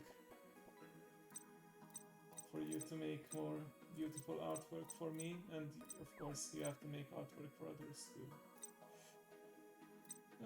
Okay, so what are we doing here? I guess I'll just set Bolt Hedgehog and then somehow I will bring out more tuners next turn. Yeah, that's also a good question, Dragon. Why is it in there in the first place? Oh wow, okay. So much for that idea.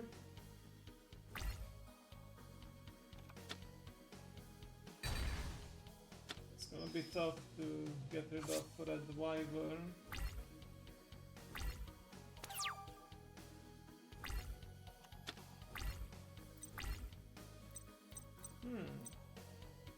Second.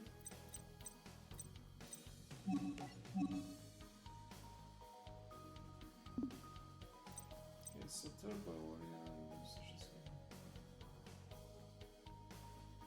Okay. Don't think I can bring out a level 5 monster like this.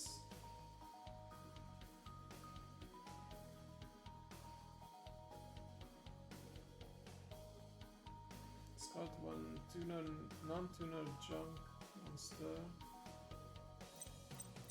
Non-tuner junk monster would be Synchron Explorer. I don't actually have any crap. So how do I recover from this? I could try to go for Turbo Synchron.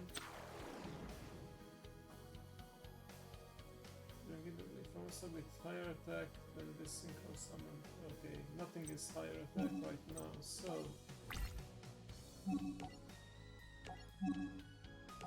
Turbo Synchron puts his monster to defense position, so I take a lot of damage, but on the flip side I can now use its effect. And that's gonna do jack and squat. I thought it summoned the monster from the deck, not from the hand. Okay, plan B, I can use the effect of Bolt Hedgehog to summon it back. And now I can go for a level... I can't go for a level 5. Because this one requires Junk Synchron specifically, not Turbo Synchron. Okay. Well, maybe I do need to bring out...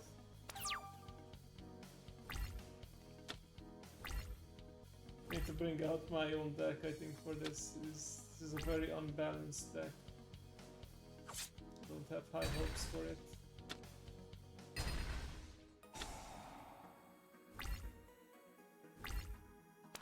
Okay, Sonic Warrior made increased level by 2. Okay, Starlight Road is decent. But with this one, I don't think I have any options.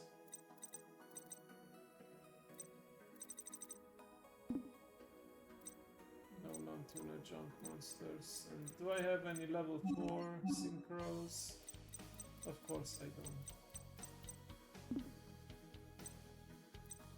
Okay, so I'm gonna set Starlight Road and I'm gonna set both of these monsters.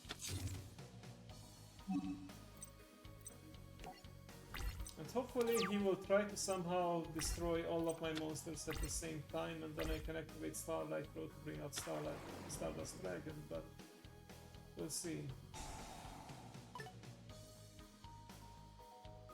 Power Supply, okay. Of course he's gonna go for a Synchro. Stygian Sergeant. That's actually Trudge's card, so I don't know what he's doing with Trudge's monster. Oh, and he can attack twice, and now he's gonna attack directly for gain with that. Okay. Special summon Junk Warrior with level 2 monsters in order to power it up. Okay. Let's try that again. But I'll do it my way this time. Oh. Don't remember what deck did I create with this guy. Is it even a synchro deck? Yeah, I mean, my main mistake there was not reading the effect of Red Wyvern. Oh, this is a ritual deck. Okay. Not what I wanted, but we'll make do.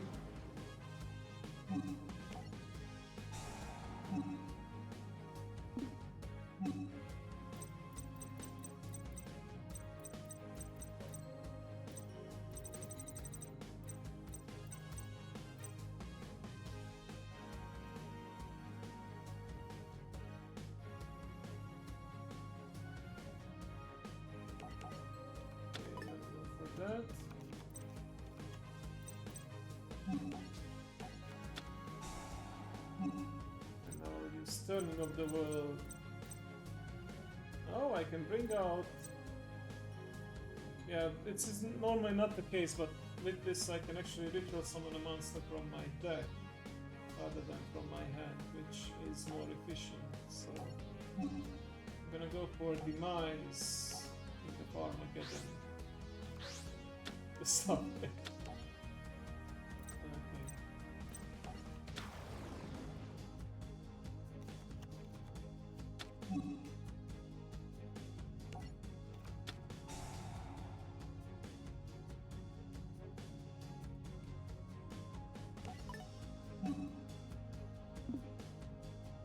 So Agent of Armageddon basically protects my other monster, and I end my turn here.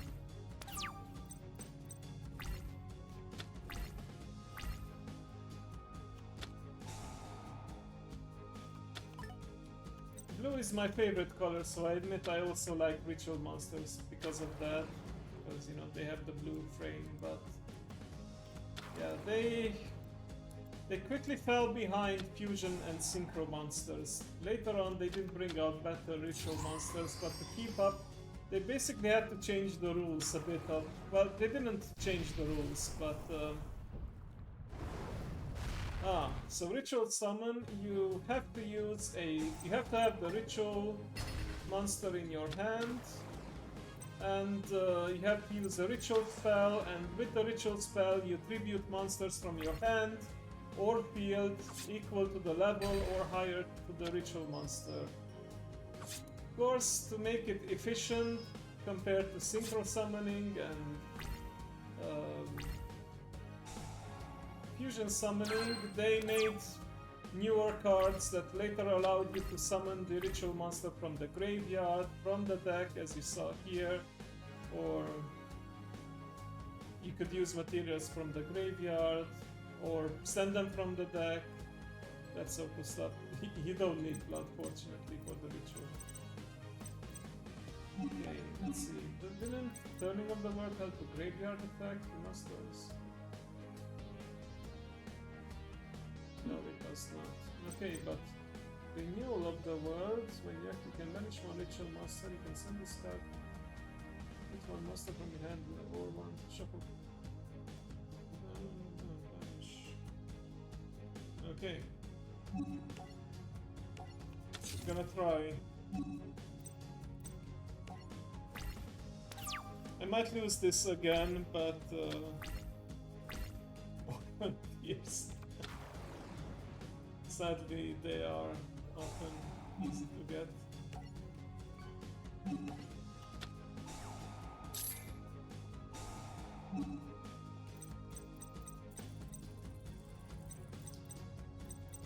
Thing is, I don't have any monster that is strong enough against Red Dragon Archfiend, so just gonna use Demise again.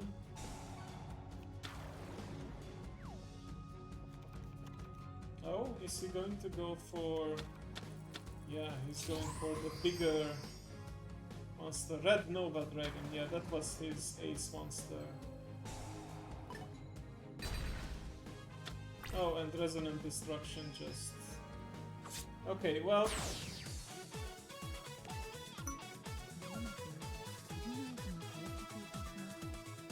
occasional sassy picture, I see that pink.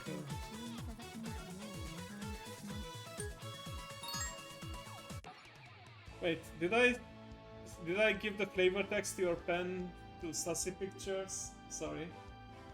Didn't think you'd notice. Okay, well that didn't count because it wasn't a synchro deck, so let's go for this.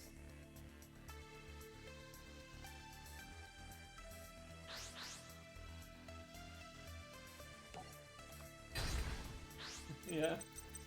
It is. I don't think you ever met Mochiko, Nesan, but let me see if I can shout her out. I highly recommend. And actually mostly streams during the early parts of the day because she's in Japan, but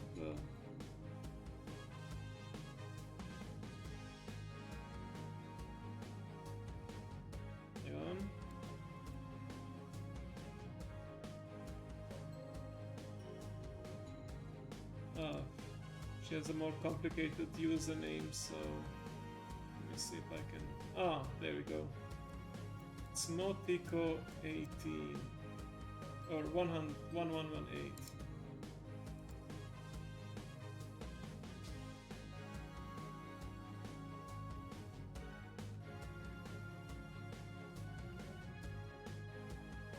There we go. Yes, they are an artist as well. And a gamer. Okay. Let's see. Alright, this is all about wind witches and clearing Synchro Dragon.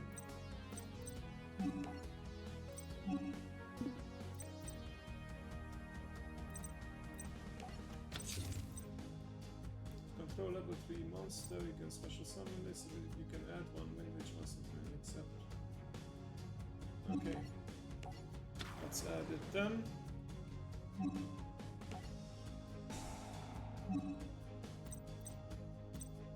Control no monsters, you can special summon this, or if you control 2 or more monsters, right.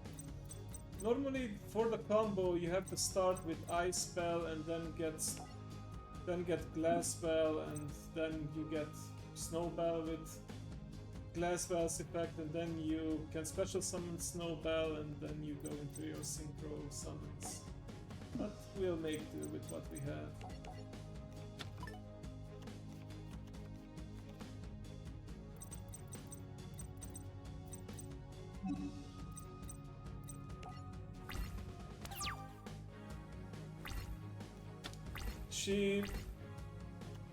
Yeah, she's a cute anime girl, of course. She does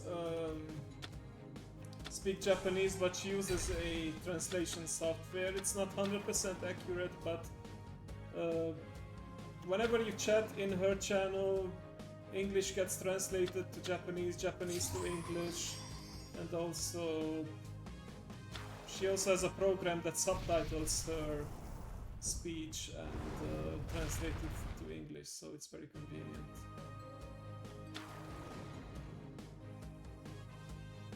And I mean, you saw that during my recap, one of my most watched streamers was Mochiko Nei-san, so there's that. Okay, well, he managed to bring out Red Dragon Archfiend, but I have a few tricks up my sleeve as well. Because now I can special summon Wind Witch Ice Spell.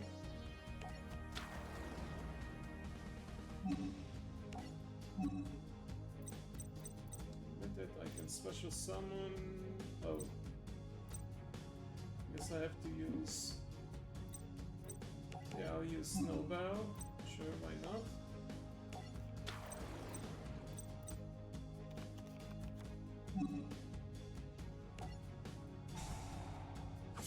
Ice Spell now inflicts damage, okay. Because I have a level 3 monster, I can special summon Psychic Cracker. Now I have enough monsters to do a synchro summon, but first, because I have a Psychic monster on the field, I can destroy one card at the cost of 1000 life points, but it's well worth it. Now I go for Clearwing Synchro Dragon, which has another special animation. So this is actually from the Yu-Gi-Oh! Arc 5 series.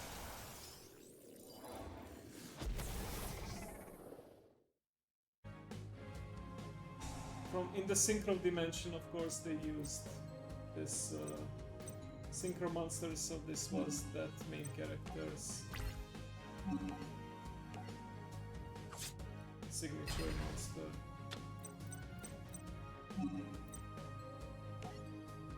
You know what? For extra security, I'm gonna revive one of the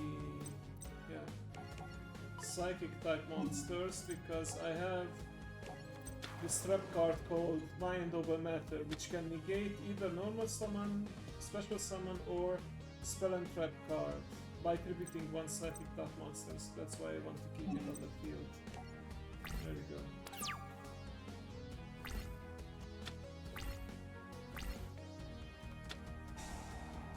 Oh, Red Carpet, you want to revive 2 tuner monsters, huh? Well, too bad.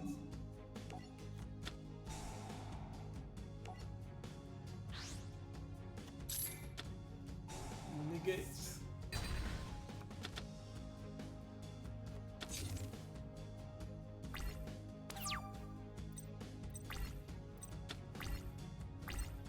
Oh, Miracle Synchro Fusion. I think I don't have the materials for it yet. No, I don't. It's fine. Let's see, do I have a level 9 Synchro monster? I do. Oh, I do actually. One tuner, one not tuner, not a psychic one. It's not a psychic monster, it's a dragon, so it's not gonna work. This face up card instantly except by battle, you can special summon booster monster. gonna set this one for defense.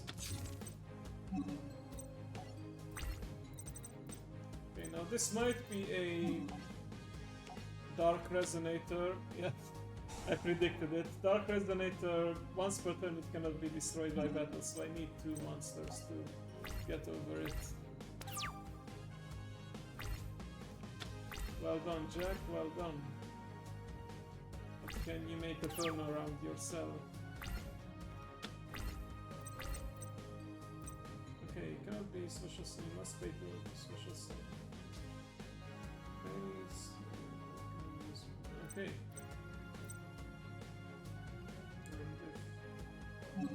Right, let's go for this then, shall we? Oh, I can go for a link summon, I think, but I'm not gonna do that. Nope. So I'm gonna tribute Gustav Falco to bring out Overdrive Teleporter. Yeah, activation timing missing. It's a complicated rule, but yeah. When a card effect says when you can, then if it's not the last effect, if it's not the last thing to happen, then it misses the timing and you can't activate it. So they stopped printing this kind of card text and they started saying if you can. And if you can is optional, so it cannot actually miss the timing. So it's one of the complicated things about Yu-Gi-Oh! But yeah, bottom line is that you probably want to go for cards that say if you can rather than when you can. One word makes a difference actually. Okay, you cannot special moves. Right. So I'm gonna lower my life points even further, but it's gonna be worth it because now I can bring out 2 more psychic monsters. Are their effects negated? They are not negated, so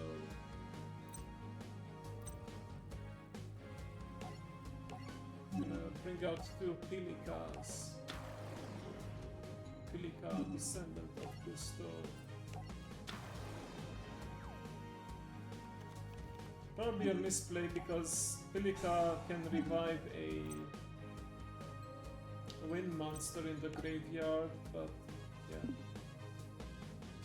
I don't have enough space to special summon 2. So I guess I'll just go for Glass Bow.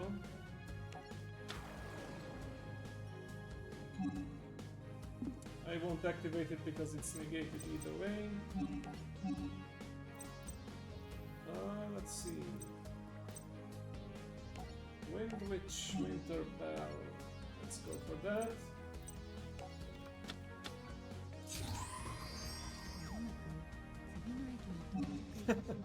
Another Mochikune-san, congratulations.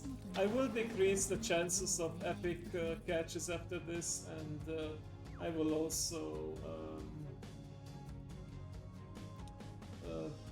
reintroduce the standard drops. Okay, so let me just. I mean, I think I've won at this point, but let me make sure. Okay, target one will plus any quick damage equal to that level. Okay, I'm gonna use that.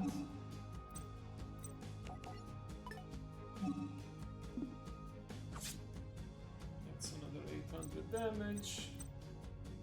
And now I can use Miracle Synchro Fusion. Let's use up all our cards. I can fuse a Synchro Monster, a Wind Witch Synchro Monster to be exact, and another Wind Witch Monster.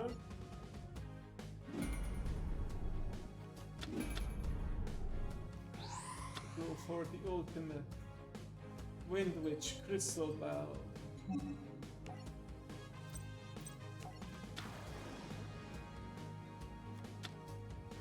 Crystal Bow, you can target one monster in either place graveyard until the end phase discards and becomes. Then replace its attack with the target's original attack, so this card will be destroyed by opponent's card. By battle or by card, at the center of you can target one Wind Witch. Okay, I can copy Jack's Red Dragon Archfiend with this, I believe, which will be good because then I can easily get rid of Dark Resonator.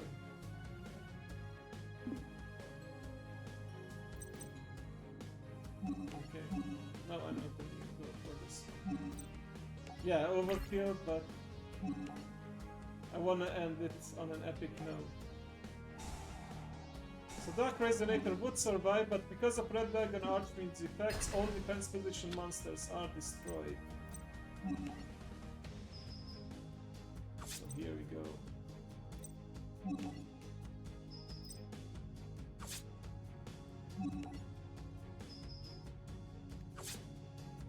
And we get with a single monster.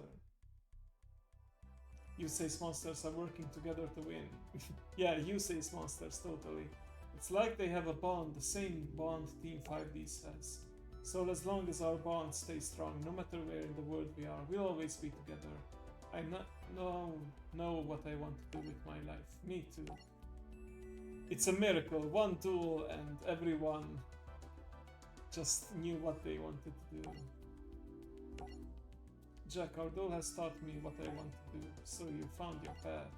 I'm going to stay in New Domino City. You say, I see. Very well. Now give me a reason to come back to this city in the future, because I refuse to end my career with a loss on my record.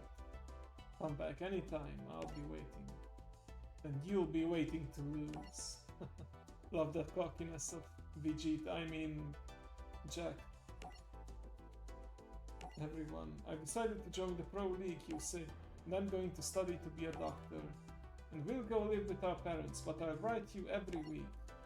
It'll be nice to get a home-cooked meal. Jeez, yeah, that's right, these twins, they were like maybe 10-year-olds at most, and they were living all by themselves. That's hardcore. No matter how about this forever. The city holds a lot of memories. Yeah, I'll never forget this place. Leo, you've changed. Really? I mean, he did change. He came back from the dead and became a signer, so I guess that counts. Used to be a crybaby, now I can count on you when times get tough. Oh yeah? Yeah, you've really grown up. Well, I had to. Who else would protect my baby sister? Who are you calling baby? Carly, how did you know I was here anyway? You've done my... Oh yeah, there's a scene where all the ladies try to follow Jack on his trip. Of course I mind. My goal is to become the top duelist in the world, and I can't have any distractions. Oh, it's a shonen anime, they can't have any actual romance in it. Next time you see me, I'll be king of the world. Farewell. Next time you see me? That means he wants to see me. Oh, there's hope. Akiza, Yusei, I guess you're the only one staying here. Yeah, your flight is tomorrow, right? It is, and I wanted to make sure I said goodbye to you, Yusei. I see. Yusei, I just want to tell you that oh. I don't know if... But I've noticed that love is more common, like actual relationships, confessions are more common in shoujo anime and shoujo manga compared to shonen anime, so yeah. I'm happy that I got to know you. Me too, Akiza. When I first met you, I thought you were kinda scary. I'm scary, you're the one who was known as the Black Rose Witch. Oh yeah, that was her name. Black Rose Witch, you should see yourself when you glare. I didn't know that what you do to me if I lost. What? You thought that? But on the other hand, your smile is the greatest in the world. And you're the one who put the smile on my face, you say. Well, bye. Good luck. On the final night before Yusei's friends leave to head their separate ways, Yusei looked over a New Domino City, the city they all have to protect. Hey, what's with this suspicious looking fella doing here? Trudge. I heard everyone is leaving tomorrow. You good?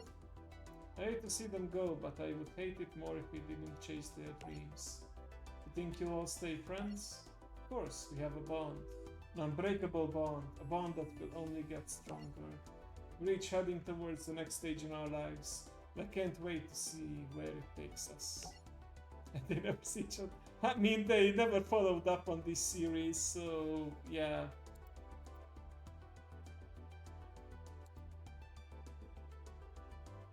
Wait. Okay, when my friends come back, I have to make sure use the place. They can't hard to go home, and I'll be the true king. Unless I'm the king. New Domino City, I'll never forget you. You'll always be my home. This isn't goodbye. This is still we meet again. Yeah, I think they do ride up the sunset, like typical anime fashion. And the Crimson Dragon actually takes away their marks, so yeah, it's like a sign that they have done their duty and they no longer need to save the world, and they can just chase their dreams. So it's kind of nice. But I guess it's a good thing that no other world-ending threat came after that, because then I guess the dragon would have returned. Oh, sorry guys, I need to return your marks. We kind of need to stop the next bad guy, but yeah, that never happened. Alright, so that is it for Yu-Gi-Oh! 5Ds and Yu-Gi-Oh! Legacy of the Duelist in general. I hope you enjoyed that, and even though it's hard to explain everything in just a couple of hours, it is a anime worth watching, so if you can find the episode somewhere, Crunchyroll or whatever you use, I do recommend you give it a watch.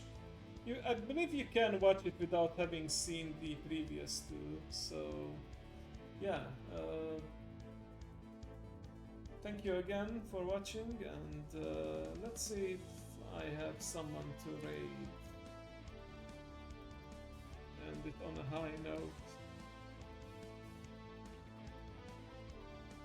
Okay, UV is no longer online. I'm assuming Neo and Yuri are also ending soon. Yeah, get your fishing casts in while you can. Hey, Papa Ray is there too. Nice.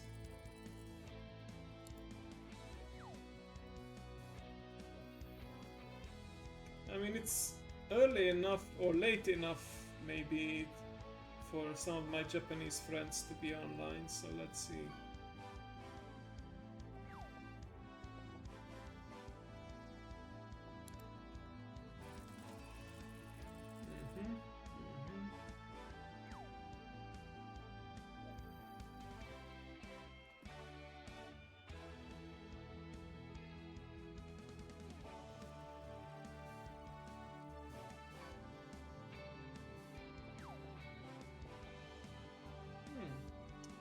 Not a Japanese streamer, but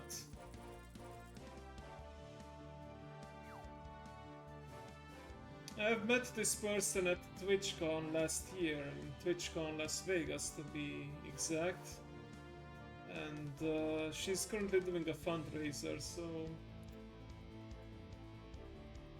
let me introduce you to her. She has a pretty ambitious goal to create like a big D&D video series with her friends, so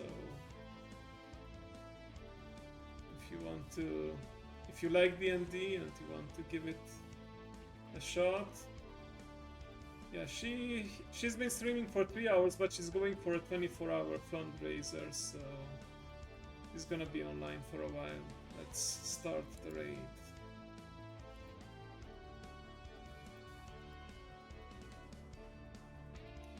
Alright, it's been a while, but thank you for remembering the raid message commands, Mao. Yeah, grab your raid message, the standard one, or if you are subscribed, you have the special emote. Once again, thanks everyone for tuning in. Know that you are appreciated. Remember, please, to take care of yourself and love each other. And I'll see you next time. Yeah, I know it hasn't been that long. I just like to be dramatic, but thank you. I'll see you tomorrow with some more World of Warcraft. So I'll be back soon.